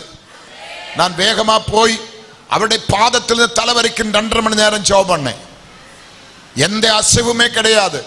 நீங்க ரப்பர் ஷீட் அடிக்க போறதுக்கு முன்னாடி கை வைத்து அழுத்தினால் உங்க கைப்பத்தி தெரிகிற மாதிரி கை வைத்த இடத்துல எல்லாம் அந்த அடையாளம் தெரியுது. நான் அழுத்தி ஜெபிக்க ஜெபிக்க மூக்கிலும் அந்த வாயிலும் நுரையின் ரத்தம் அதிகமா வெளியே வருது, துர்நாற்றம் அதிகமா வீசுது. காவல்துறை அதிகாரிகள் கோபப்பட்டு அப்படி போயிட்டாங்க. நிறைய ஜனங்கள் அங்கங்க பேச ஆரம்பித்தது. அவரோட மனைவி பிள்ளைகள் வேறு விதமா பேச ஆரம்பித்தது. 2.5 மணி நேரம் இந்த மனுஷன் வேஸ்ட் பண்ணிட்டான்னு சொல்லி என்னை அப்படி இப்படி எல்லாம் பேச ஆரம்பித்தது.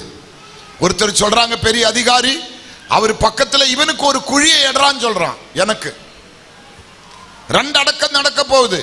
நான் உடனே கர்த்தரை பார்த்து சொன்னது, நீங்க சொன்னதை நான் செய்துட்டப்பா, இனி எழுப்புறதோ எழுப்பாம இருக்க உண்மை பொறுத்தது என்று சொல்லி முடிக்கிறதுக்குள்ள இந்த மனுஷன் ஒரு தும்முனா பாருங்களேன், அந்த காட்டன் போய் செவுத்தில் அடிக்குது, மூக்கில காட்டன் செவுத்தில் அடிக்குது. 7 தும்மு எழும்பி praise the lord pastor, praise the lord pastor, amen. இயேசுப்பா அற்புதம் செய்வாரா? இயேசுப்பா அற்புதம் செய்வாரா? கர்த்தருக்கு ஸ்தோத்திரம். அடுத்ததாக 15ஆவது நாள் அவரை நடத்தி எஸ்பி ஆபீஸ்ல கொண்டு உட்கார வச்சுட்டேன். 5 வருஷம் காஞ்சிபுரத்தில் வேலை செய்து அப்புறம் ப்ரமோஷன் ஆகி சென்னை ஐஜி ஆபீஸுக்கு போயிட்டாங்க. ஆமீன்.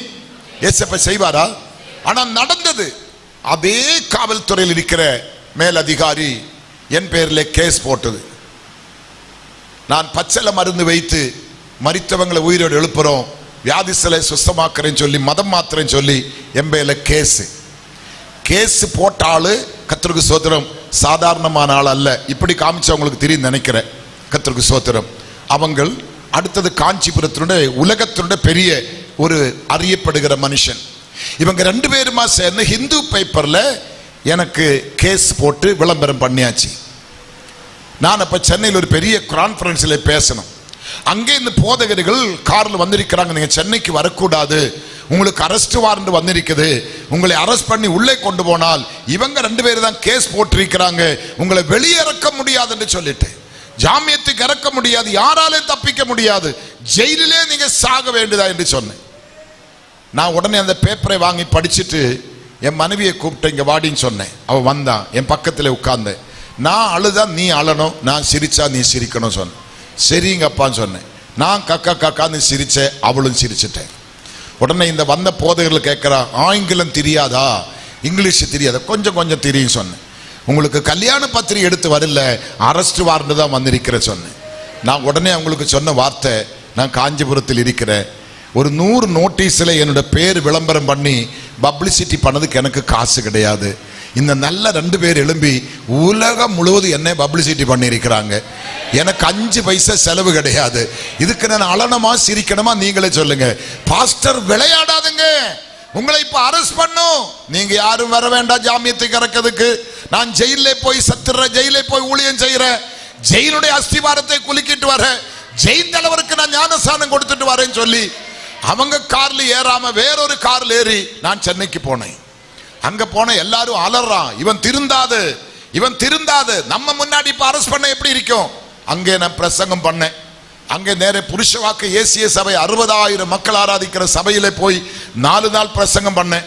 4ஆம் நாள் நான் சொன்னேன், அடுத்த 2 நாட்களுக்குள்ள காஞ்சிபுரத்தோட தலையெழுத்து மாற போகுதுன்னு சொன்னேன். அப்படியே சொல்லி வீட்டுக்கு வந்து 2ஆம் நாள் வந்த உடனே சபையார எல்லாரும் நான் கூப்பிட்டு முழங்கால் நிற்கிறவங்க மாத்திரம் வாங்க சொன்னேன். முழங்கால் நிற்கக்கூடிய பலனுள்ள வாங்க சொன்ன எல்லாருமே வந்துட்டாங்க. ஒட்டுமொத்த ஜனங்களும் அந்த கைகோர்த்து முழங்கால் நின்று 2 மணி நேரம் ஜெபித்து கொண்டு இருக்கும்போது அவனோட மேலே இருக்கிற கலசம் கீழே விழுந்து உடைகிறதே கர்த்தர் காமிக்கிறார். உடனே நாங்கள் ஜெபத்தை நிறுத்தினோம். கர்த்தருக்கு அந்த விடுதலுக்கு பிரகடனம் செய்ய ஆரம்பித்தோம். அதை நாங்கள் நன்றியோடு வரவேற்க ஆரம்பித்தோம். 2 நாட்கள் முடிந்தது. வந்த செய்தி, எனக்கு கேஸ் போட்ட ஆள் இன்னும் ஒருவரை கொண்ட கேஸ்ல அவரை அரெஸ்ட் பண்ணி என் வீட்டு முன்னாடி கொண்டு வச்சிருக்கிறாங்க. அவர் ஜெயிலுக்கு போயிட்டேன், இவங்களும் ஜெயிலுக்கு போயிட்டேன். கர்த்தருக்கு ஸ்தோத்திரம். இவங்களும் ஜெயிலுக்கு போயிட்டேன், நான் இன்னும் ஜெயிலுக்கு போகவில்லை. அவங்க 2 பேரும் மரித்து போனாங்க, நான் இன்னும் மரிக்கல. ஆமென். என்னோட ஊழியம் இன்னும் கொடி கட்டி பறக்குது காஞ்சிபுரத்தில். காஞ்சிபுரத்தின் தலையெழுத்தை நாங்கள் மாற்றிக்கொண்டு வருகிறேன். காஞ்சிபுரம் இயேசுவுக்கு சொந்தமாகிறதுக்கு நாங்கள் கொக்கரித்து கொண்டிருக்கிறேன். எங்க ஜீவனை அதுக்காக நாங்கள் அடமானம் கொடுத்து வருகிறேன். எங்கள் காஞ்சி எங்க இயேசுவுக்கு சொந்தமாய் மாற்றப்பட்டு கொண்டிருக்கிறது. ஆயிரக்கணக்கான ஜனங்கள் மனம் திரும்புகிறார்கள், ரட்சிக்கப்படுகிறார்கள். இயேசுதான் தெய்வம் என்று வாயால் அறிக்கை செய்கிறாங்க. இதுக்காக தான் நாங்கள் ஊழியத்துக்கு வந்திருக்கிறோம். இங்க பாருங்க, முழங்கானோட பவர் பாருங்க. 50 பேர் வேடிக்கை பார்த்து நிக்கிற, ஒருத்தன் மாத்திரம் முழங்கால் படியிட்டேன்.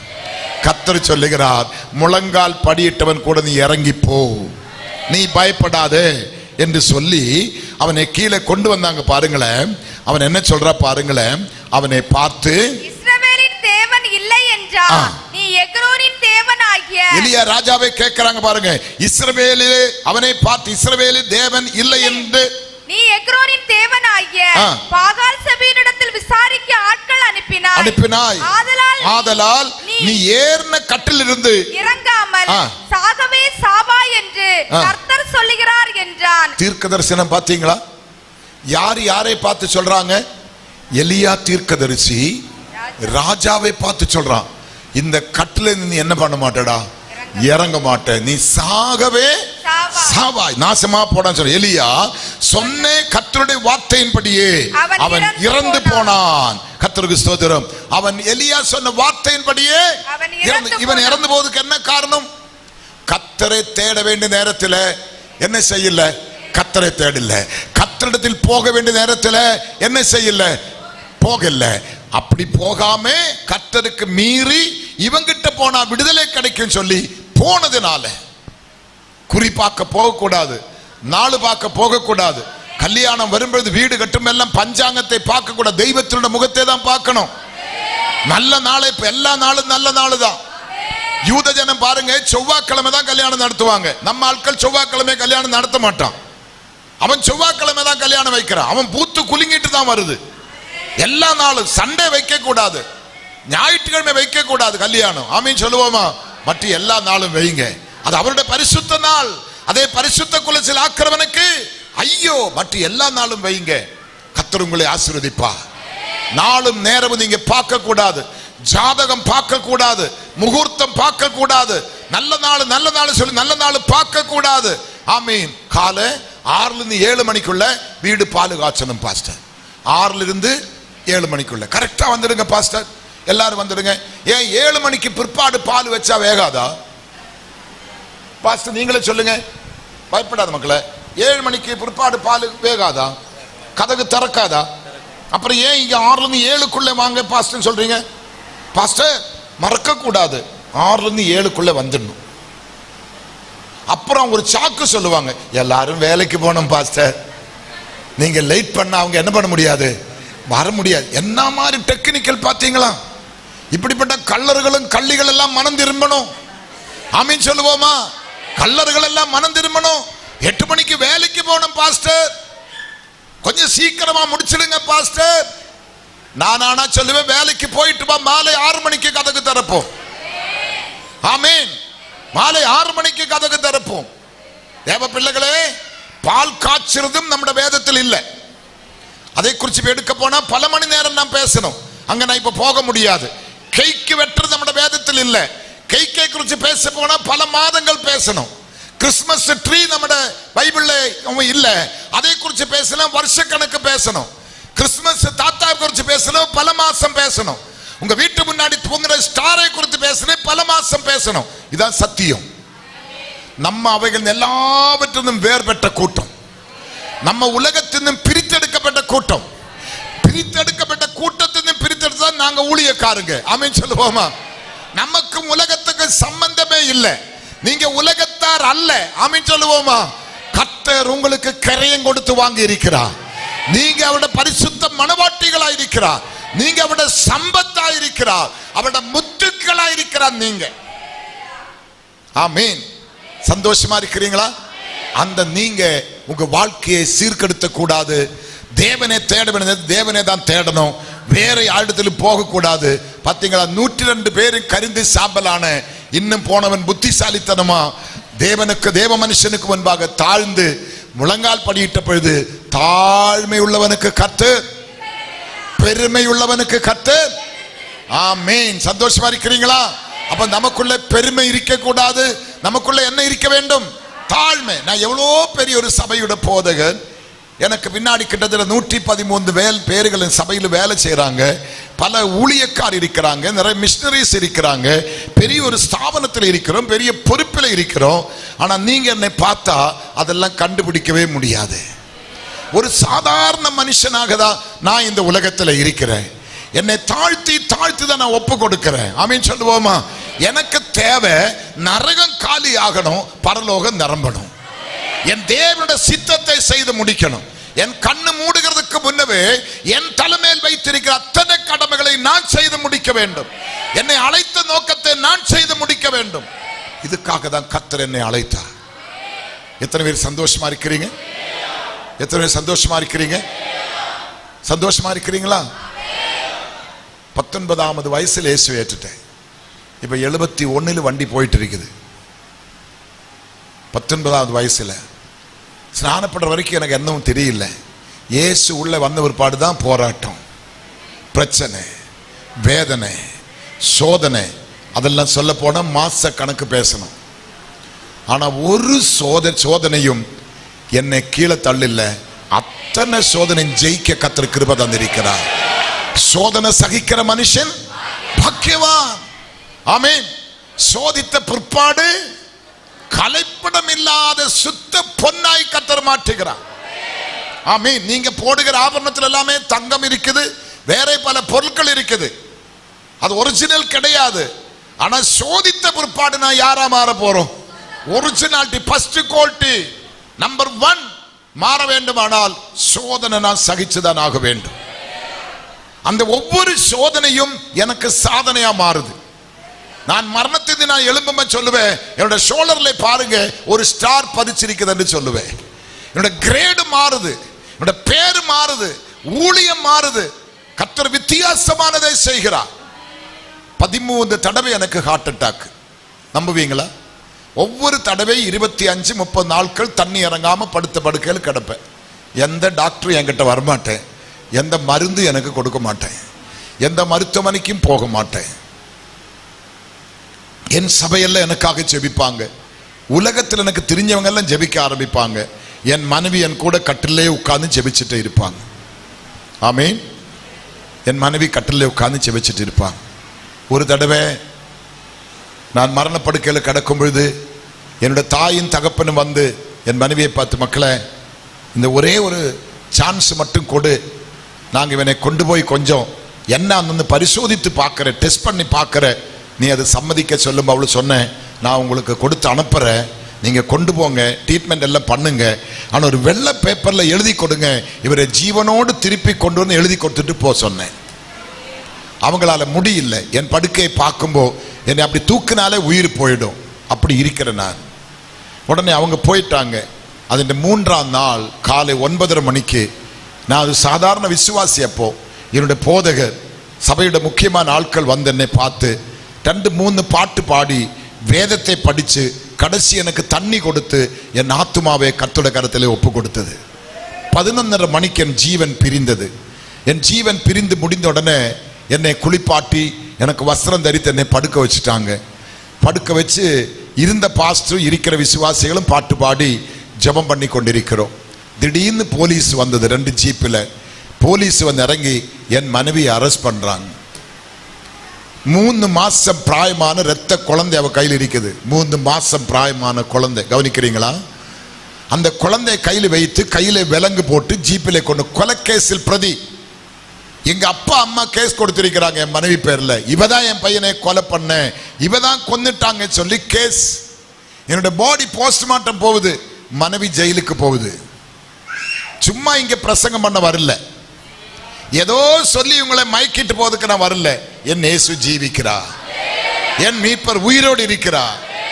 அந்த பெண்ணு, அவளுக்கு 2.5 வயசுல அம்மா இறந்து போய் தாய் இல்லாத பெண்ணு, நல்ல படித்த மேதை, அழகிலே சிறந்தவர், நல்ல திறமை உள்ள பெண், கிருபை பெற்ற பெண், ஜெபவரம் பெற்ற பெண்.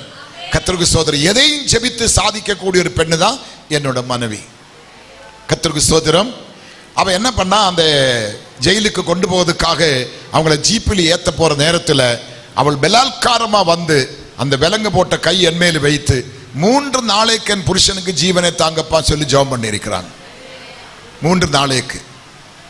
அப்ப என்னோட மூத்த மகன் 3 மாசம் குழந்தை. மூத்த மகன் இன்னைக்கு பெரிய பாஸ்டர். 3 மாசம் குழந்தை.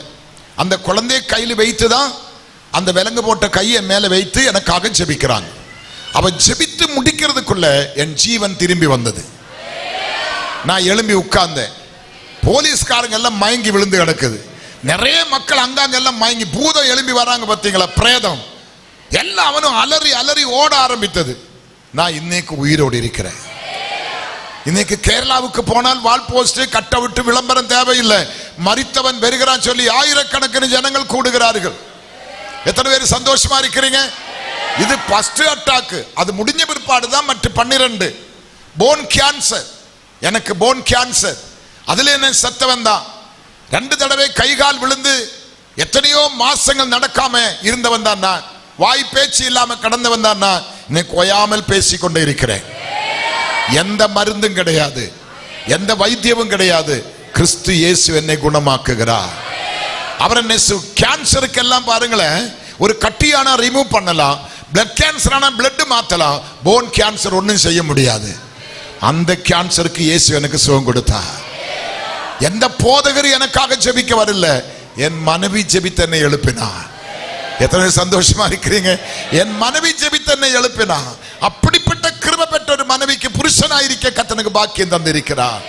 என் சபை இன்னைக்கு எனக்காக ஜெபிக்கிறார். இன்னைக்கு என் பிள்ளைகள் எனக்காக ஜெபிக்கிறார். எத்தனை சந்தோஷமா இருக்கிறீங்க? உலகமே இன்னைக்கு எனக்காக ஜெபிக்க மக்களை ஆயத்தப்படுத்தி தந்திருக்கிறார். கர்த்தர் ஜெபத்தை கேட்கிறவர், கர்த்தர் பதில் அளிக்கிறவர். இந்த சோதனைகள் ஒன்றும் என்னை பின்தங்கி போக விடல. ஒரு ஸ்டெப் மேல தான் போயிட்டு இருக்கிறேன். ஒரு ஸ்டெப் மேல.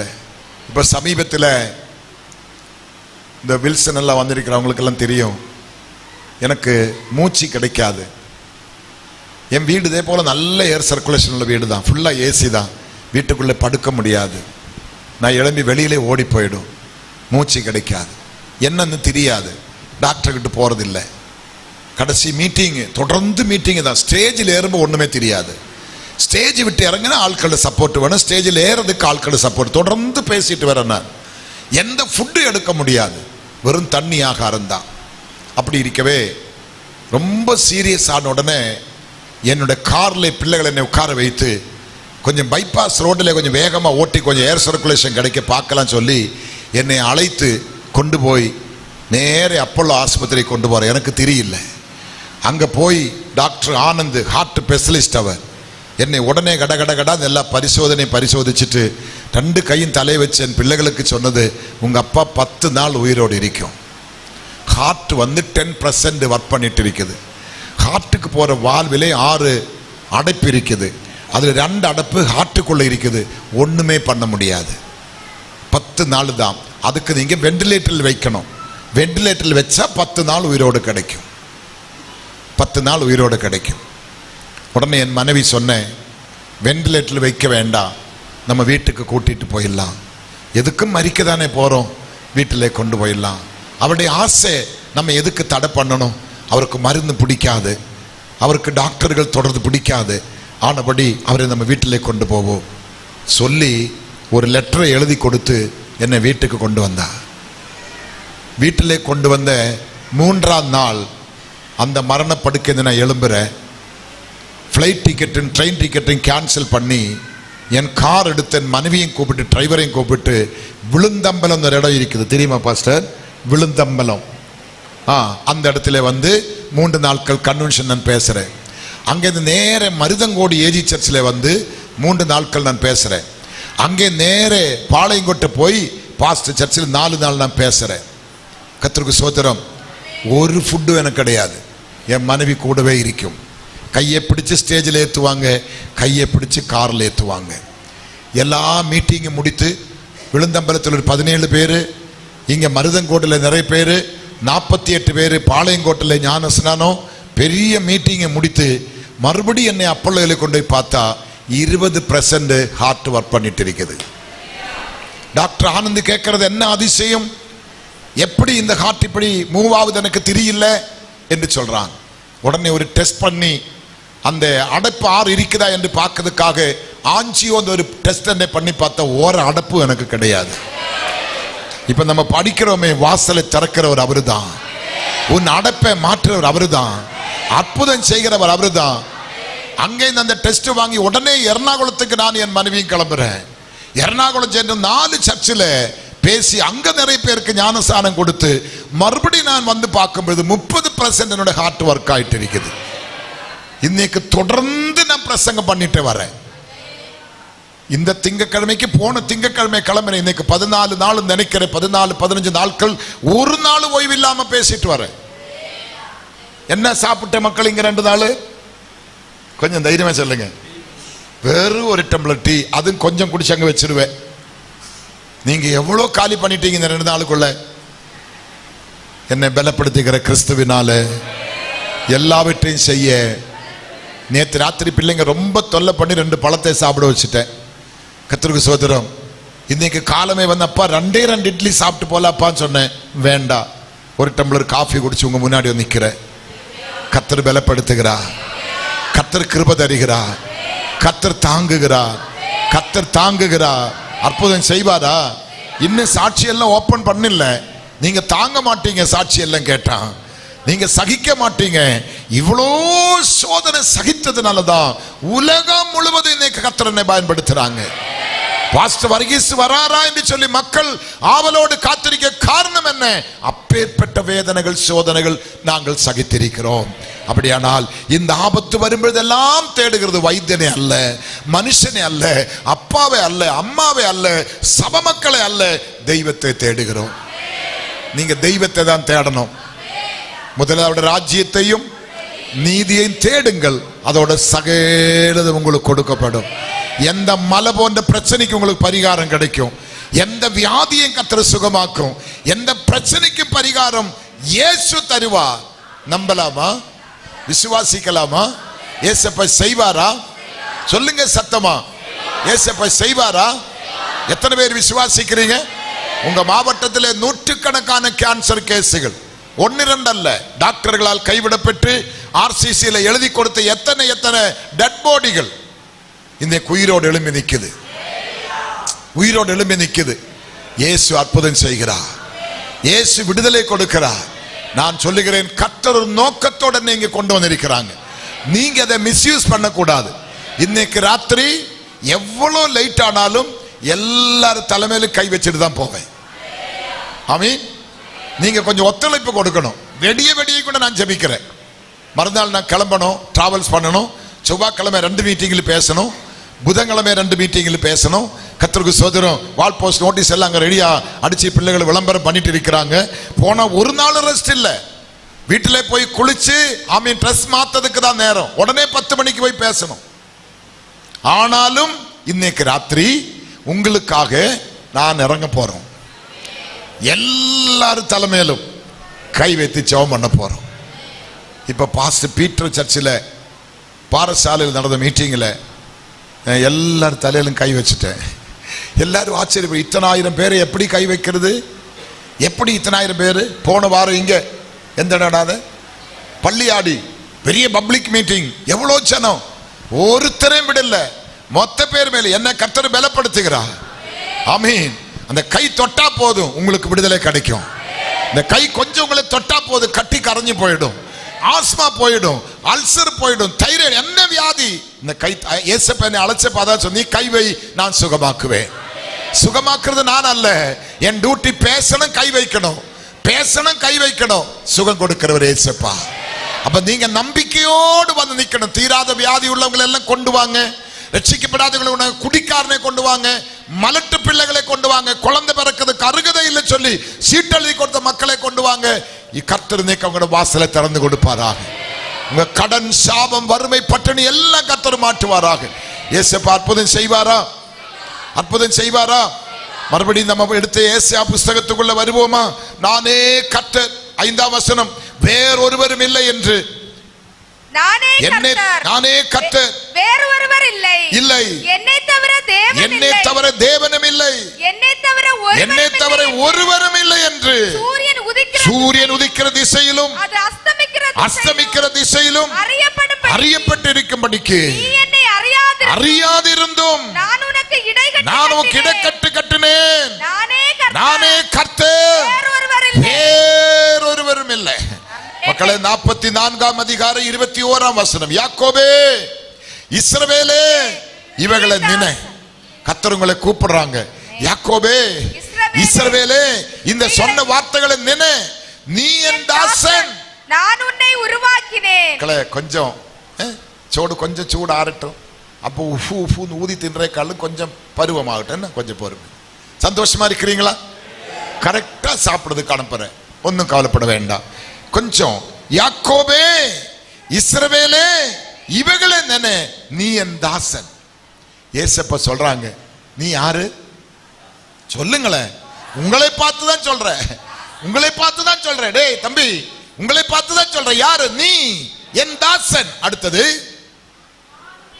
அவ்வளவுதானா?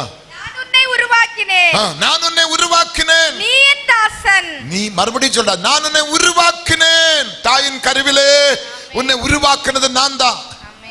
தாயின் கருவிலே உன்னை உருவாக்குனது நான் தான். உன்னை உருவாக்கி நீ என் தாசன். இஸ்ரவேலே, இஸ்ரவேலே, நீ என்னால் மறக்கப்படுவதில்லை. ஆண்டவர் உங்களோட வலது கையை எப்படி சொல்ல? இஸ்ரவேலே, நீ என்னால் மறக்கப்படுவதில்லை. அப்பா மறக்கலாம், அம்மா மறக்கலாம், புருஷன் மறக்கலாம், மனைவி மறக்கலாம், பிள்ளைகள் மறக்கலாம், போதகர் மறக்கலாம், அவர் உன்னை மறக்க மாட்டார். யார் மறந்தாலும் ஏசப்பா உங்களை மறக்க மாட்டார். எத்தனை பேர் விசுவாசிக்கிறீங்க? ஏசப்பா உங்களை என்ன செய்ய மாட்டேன்? மறக்க மாட்டேன். மக்களை, 24ஆம் வசனம். உன் மீட்பரும் தாயின் கற்பத்தில் என்னை உருவாக்கினவருமான கர்த்தர் சொல்லுகிறதாவது, நானே எல்லாவற்றையும் செய்கிற கர்த்தர். நான் ஒருவராய் வானங்களை விரித்து. கொஞ்சம் நான் ஒருவரே. நல்ல கவனிங்க. நானே எல்லாவற்றையும் செய்கிற கர்த்தர். உங்களுக்கு செய்வாரா? என்ன செய்வாரா? எல்லாவற்றையும் நான் செய்யறேன்னு சொல்றாங்க. பிள்ளையோட படிப்பு, பிள்ளையோட திருமணம், வீடு கட்டுற காரியங்கள். இப்ப என்ன சொன்னாங்க? அடுத்த வருஷம் எங்கதான் மீட்டிங் நடத்தணும், அதுக்கு என்ன போடணும், கர்த்தர் செய்வாரா? அடுத்த வாரமே நம்ம ஜனங்கள் முடிச்சிடும். நம்ம இவங்க நீங்க நினைச்சாலும் கிடையாது. நீங்க சாதாரண, உங்களை பார்த்தாலே தெரியுது, எல்லாம் பெரிய நல்ல கட்ட நல்ல விஐபி மாதிரி தான் வந்திருக்கிறீங்க. வீட்டில் என்ன இருக்குதோ எனக்கு தெரியாது, ஆனா தோற்றம் வித்தியாசமா இருக்குது. ஆமென். நீங்க லேசப்படி நீங்க சொல்ற பாருங்க, உன் மீட்பரும் தாயின் கற்பத்திலே உன்னை உருவாக்கினவருமான கர்த்தர் சொல்லுகிறதாவது, நான் எல்லாவற்றையும் செய்கிற கர்த்தர். ஆமென். உன் புருஷனை திருத்தி கொண்டு வருவாங்க, உன் பிள்ளைகளை திருத்தி கொண்டு வருவாங்க, உன் மனைவியை திருத்தி கொண்டு வருவாங்க, உன் போன ப்ராப்பர்ட்டி எல்லாம் திருப்பி வரும், உன் சொத்து சுகம் எல்லாம் திரும்பி வரும், உனக்கு சமாதானம் வரும், உனக்கு தீர்க்காயுசு வரும், உனக்கு சந்தோஷம் வரும். ஏன்? நானே எல்லாவற்றையும் செய்கிற கர்த்தர் என்று சொல்லி என்ன சொல்றாங்க? நான் ஒருவராய் வானங்களை விரித்து நானே பூமியை பரப்பினவர். நானே பூமியை பரப்பினவர். ஒரு 1/4 கிலோ கோதுமை மாவு எடுத்து அதை பிசைஞ்சு ஒரு 10 சப்பாத்தி சுடணும். எத்தனை சப்பாத்தி போதும் இல்ல? ஆஹா, பாக்குற பார்த்தா 25 சப்பாத்தி தின்னு போல தெரியும். நான் எங்களோட கணக்கு சொல்றேன். 1/4 கிலோ மாவு எடுத்து அதை பிசைஞ்சு ஒரு 10 சப்பாத்தி சுடணும். பிள்ளை மாவு எடுத்துட்டு வா, பிள்ளை இது பிசைஞ்சு கொடு, பிள்ளை நீ இது உருட்டி கொடு, பிள்ளை நீ இது பருத்தி கொடு, பிள்ளை நீ இது சுட்டு கொடு, நான் சாப்பிட்டுக்கிறேன்.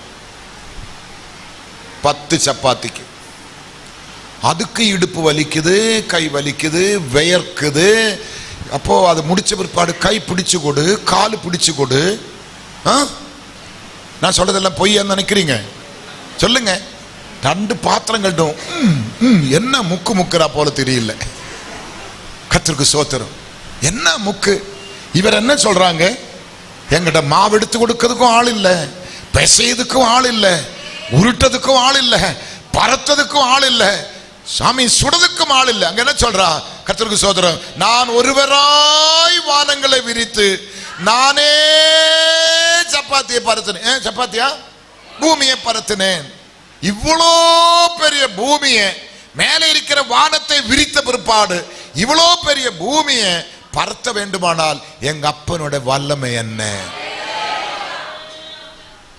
10 நாளாச்சு அந்த பெட்ல பெட்ஷீட் போட்டு, ஏமா அதை கொஞ்சம் உதறி குடஞ்சு கொஞ்சம் தட்டி போடுமா, அப்படி ஒரு துணி எடுத்து தட்டி தட்டி படுன்னு சொல்லுவான்.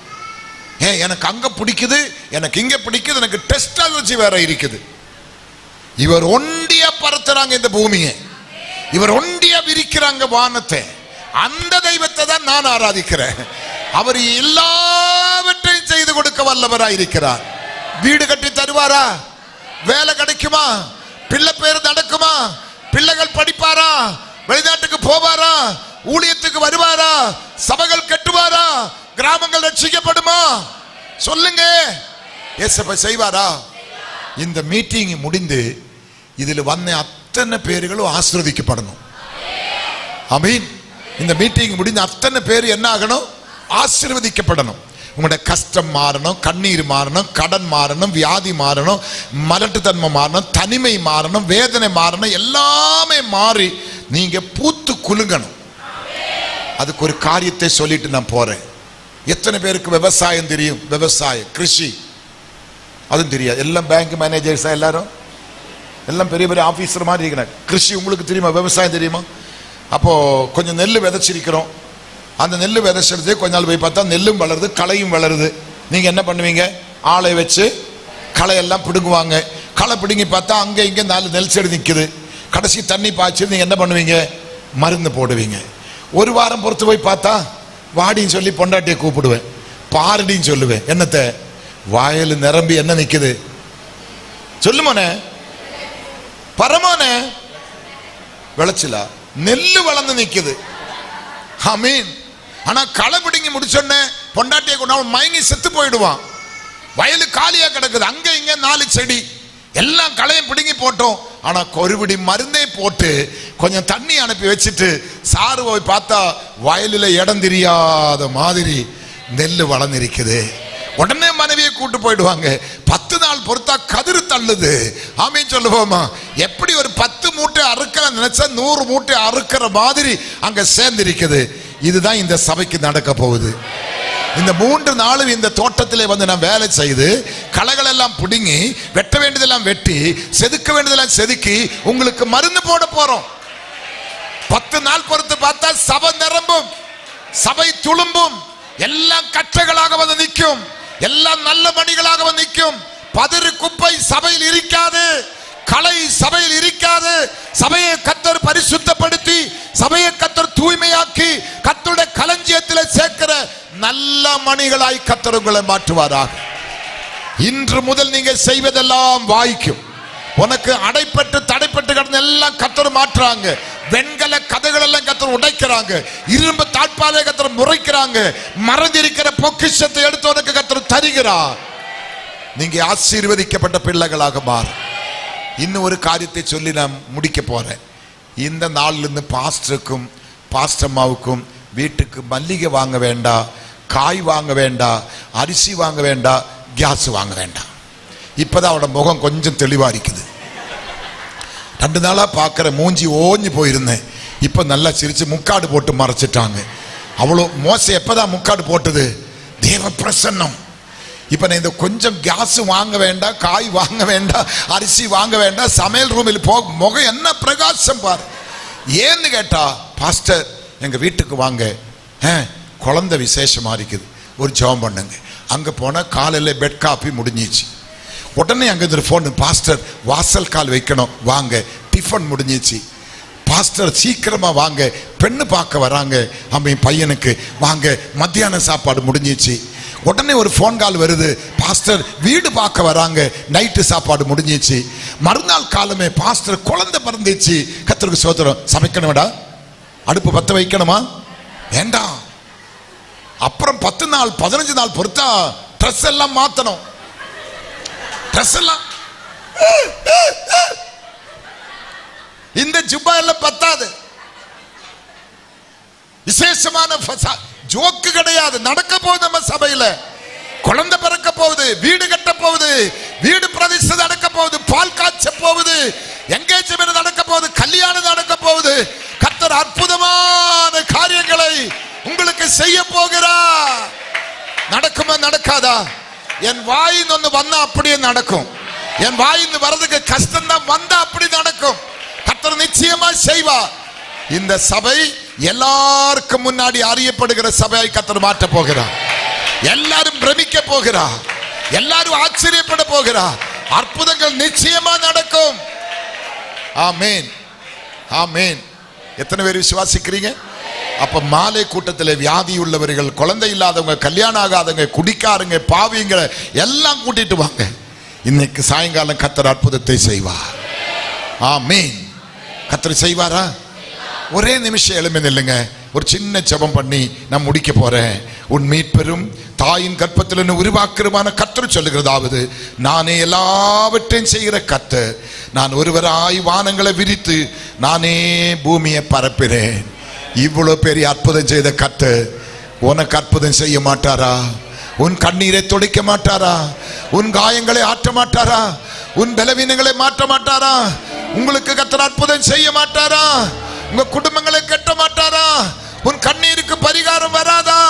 உன் விண்ணப்பத்தை கேட்க மாட்டாரா? உனக்கு பதில் கொடுக்க மாட்டார்களா? முடிந்தா கொஞ்சம் கர்த்தருக்கு ஸ்தோத்திரம், கண்களை மூடுங்க, கொஞ்சம் வாய்களை திறங்க. 102 பாடிகள் எரிந்து கொண்டிருக்குது. 102 பாடிகள் எரிந்து கொண்டிருக்குது. பெரிய தலைவன், பெரிய பெரிய பெரிய பலசாலிகள், பெரிய மிலிட்டரி மேன்கள், நல்ல பதவியில் இருக்கிறவங்க, படித்தவங்க, நல்ல அபியாசம் உள்ளவர்கள், 102 பேரு. 102 குடும்பத்திலே பெண்கள் விதவைகள் ஆகுது. 102 குடும்பத்திலே பிள்ளைகளுக்கு தகப்பன் இல்ல. 102 குடும்பத்திலே அடக்கமானதுக்கு பாடி இல்ல. அப்பாவோட ஃபேஸ் பார்க்கிறதுக்கு இல்ல. அப்பாவுக்கு ஒரு கல்லறை வைக்க முடியல. அப்பாவுக்கு ஒரு கல்லறை கட்ட முடியல. அப்பா மலையிலே கரிந்து சாம்பலாய் போனது, அட்ரஸ் இல்லாமல் போனது. அதே புகைக்குள்ள, அதே நெருப்புக்குள்ள, அதே மனுஷனுக்கு முன்பாக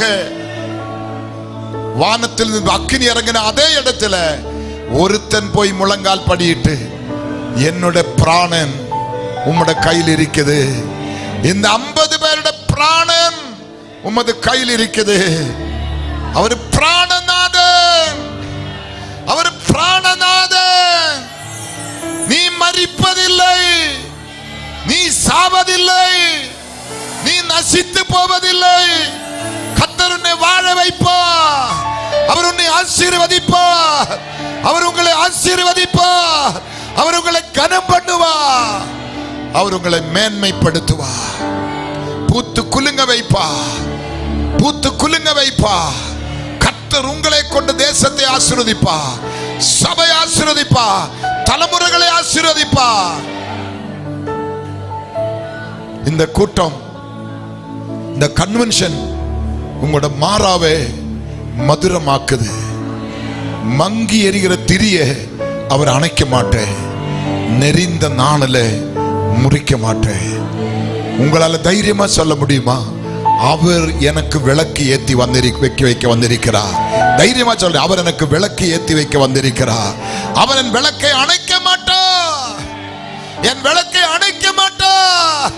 எனக்கு விளக்கு ஏத்தி வைக்க கர்த்தர் வந்திருக்கிறார். ஹல்லேலூயா. எனக்கு விளக்கு ஏத்தி வைக்க கர்த்தர் வந்திருக்கிறார். எனக்காய் ஜீவன் விட்டவரே, என்னோடு இருக்க எழுந்தவர். எல்லோருமாக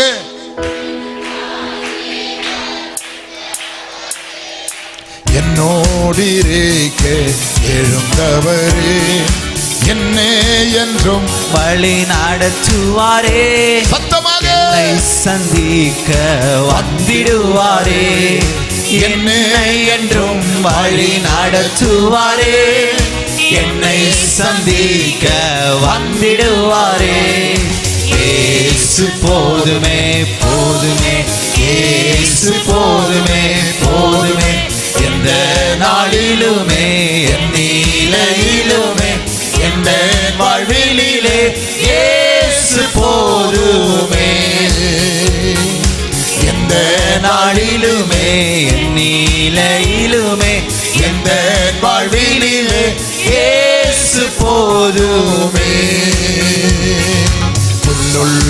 இடங்களில் மேய்ச்சிடுவார். அமர்ந்த தண்ணீர் அண்டை நடத்திடுவார். புல்லுள்ள இடங்களில் மேய்ச்சிடுவார். அமர்ந்த தண்ணீர் அண்டை நடத்திடுவார். ஆத்துமாவை தினம் தேற்றிடுவார். மரண பள்ளத்தாக்கில் காத்திடுவார். ஆத்துமாவை தினம் தேற்றிடுவார். மரண பள்ளத்தாக்கில் காத்திடுவார். இயேசு போதுமே போதுமே, இயேசு போதுமே போதுமே, எந்த நாளிலுமே என் நிலையிலுமே எந்த வழியிலே இயேசு போதுமே. எந்த நாளிலுமே என் நிலையிலுமே எந்த வழியிலே இயேசு போதுமே. மனிதர் என்னை கைவிட்டாலும் மாமிசம் அழுகி என்னை கைவிட்டாலும் மாமிசம் அழுகி நாரிட்டாலும் ஐஸ்வர்யம் யாவும் அழிந்திட்டாலும் ஆகாதவன் என்று தள்ளிவிட்டாலும் ஐஸ்வர்யம் யாவும் அழிந்திட்டாலும் ஆகாதவன் என்று தள்ளிவிட்டாலும் இயேசு போதுமே போதுமே, இயேசு போதுமே போதுமே, எந்த நாளிலுமே நிலையிலுமே எந்த வழியிலே இயேசு போதுமே. எந்த நாளிலுமே நிலையிலுமே எந்த வழியிலே இயேசு போதுமே. பிசாசு சோதனை பெருகிட்டாலும் சோர்ந்து போகாமல் முன் செல்லவே. பிசாசு சோதனை விசுவாசத்துடன் சோர்ந்து போகாமல் முன் செல்லவே. உலகமும் மாமிசமும் மயங்கிட்டாலும் மயங்கிடாமல் முன்னேறவே. உலகமும் மாமிசமும் மயங்கிட்டாலும் மயங்கிடாமல் முன்னேறவே. இயேசு போதுமே போதுமே, இயேசு போதுமே போதுமே, எந்த நாளிலுமே என் நிலையிலுமே எந்த வழியிலே இயேசு போதுமே. எந்த நாளிலுமே என் நிலையிலுமே எந்த வழியிலே இயேசு போதுமே. எந்த நாளிலுமே என் நிலையிலுமே எந்த வழியிலே இயேசு போதுமே. எந்த நாளிலுமே என் நிலையிலுமே எந்த வழியிலே இயேசு போதுமே.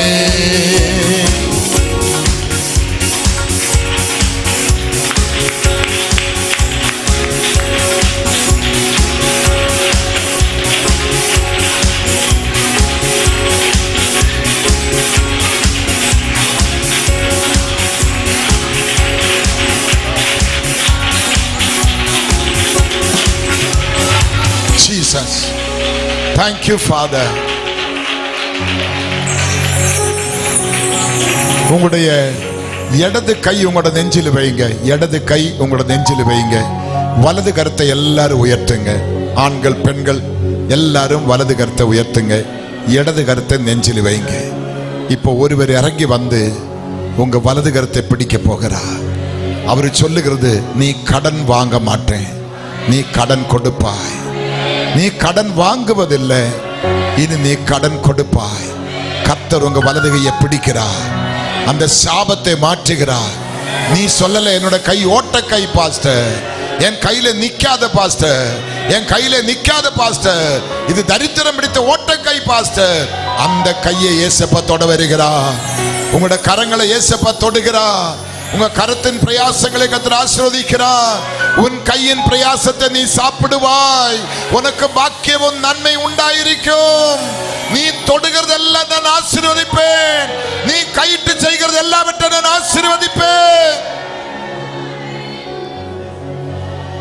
உங்க இதயத்தின் சஞ்சலம், இதயத்தின் வேதனை, இதயத்தின் பயம், இதயத்தின் திகில், இதயத்தின் இருள், இதயத்தின் பாவம், சாபம், மரண பயம், இடது கையை நெஞ்சில் வச்சிருக்கிறீங்களே, ஒரு வல்லமை நெஞ்சுக்குள்ள வரப்போகுது. நிறைவானது வரும் பொழுது குறைவானது ஒளிந்து போகுது.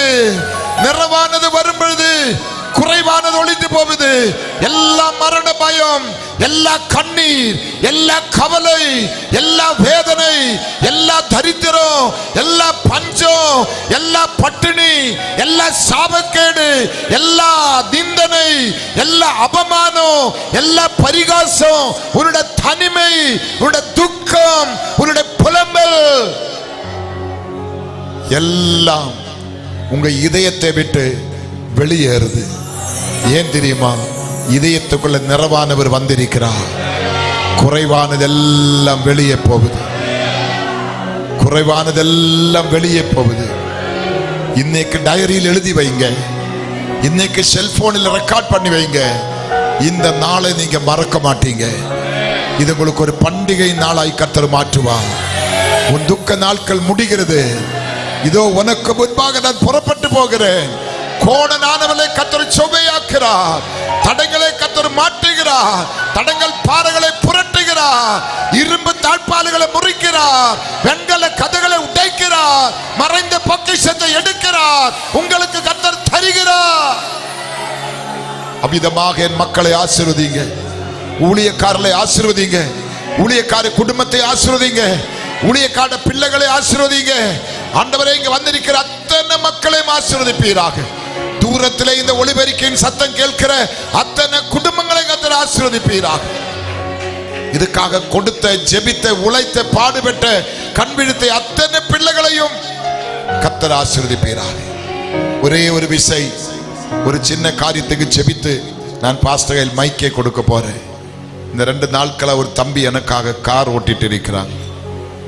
அவன் மிகுந்த துக்கத்துல, மிகுந்த வேதனையில, மிகுந்த கண்ணீர்ல, தனிமையில, மற்றவங்களுக்கு முன்பாக நிமிர்ந்து நிற்க முடியாம தலை குனித்து, அவனுடைய சொந்தங்கள் பந்தங்கள் எல்லாம் அந்நியர் தான். அவர்கள் வந்து கேட்கிற கேள்வி, நீ ஆராதிக்கிற தேவன் எங்க? நீ கூப்பிடுகிற தேவன் எங்க? உனக்கு ஏன் இந்த சூழ்நிலை? இது கொன்னும் பதில் சொல்ல முடியாம முக்காடு போட்டுக்கொண்டு நொந்து காயப்பட்டு வேதனையோடு இருக்கிற பிள்ளை இந்த 3 நாட்கள் எனக்கு வாகனம் ஓட்டி இருக்கிறார்.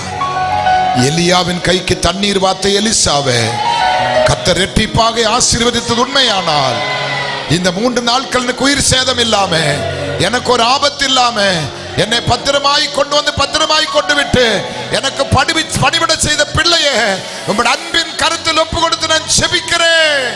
நாங்கள் ஒருமனப்பட்டவருக்காக ஜெபிக்கிறேன். சபை முழுவதும் அவருக்காக ஜெபிக்கிறேன். சபை முழுவதும் அவருக்காக ஜெபிக்கிறேன். அவரை நாங்கள் ஆசீர்வதிக்கிறோம். அவருடைய துக்க நாட்கள் இன்றையோடு முடிந்து போகுவதாக. அவருடைய கண்ணீருக்கு பதில் வருவதாக. அவருடைய மாறா மதுரமாகுவதாக. அற்புதம் நீங்க செய்வீராக. நீங்க செய்வீராக. நீங்க செய்வீராக. தாவீதுக்கு அவன் மனைவியும் அவன் பிள்ளைகளும் பறி போனது. எதிரிகள் கடத்திட்டு போனாங்க. ஆனா கர்த்தரோ அவனுக்கு திருப்பி கொடுத்தார். அவன் மனைவி பிள்ளைகளை தாவீதுக்கு கர்த்தர் திருப்பி கொடுத்தார். தம்பி, உன் மனைவி உன்னை தேடி வரப்போகுது. இயேசப்பா உனக்கு அற்புதத்தை செய்ய போகுது. உனக்காக யுத்தம் ஆரம்பிக்க போகுது. உனக்காக வேலை ஆரம்பிக்க போகுது. எந்த ஜட்ஜியோ எந்த வக்கீலோ யாரும் செய்ய முடியாததை கர்த்தர் உனக்கு செய்ய போகிறார்.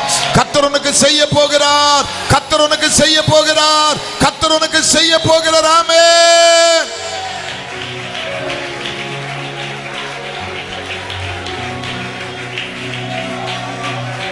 நீ பாஸ்டர் எடுத்தது நம்பர் வாங்க எனக்கு போன் பண்ணி சொல்லணும். பாஸ்டர், நீங்க சொன்னபடி எனக்கு கர்த்தர் அற்புதத்தை செய்தார். நிச்சயமா கர்த்தர் செய்வார்.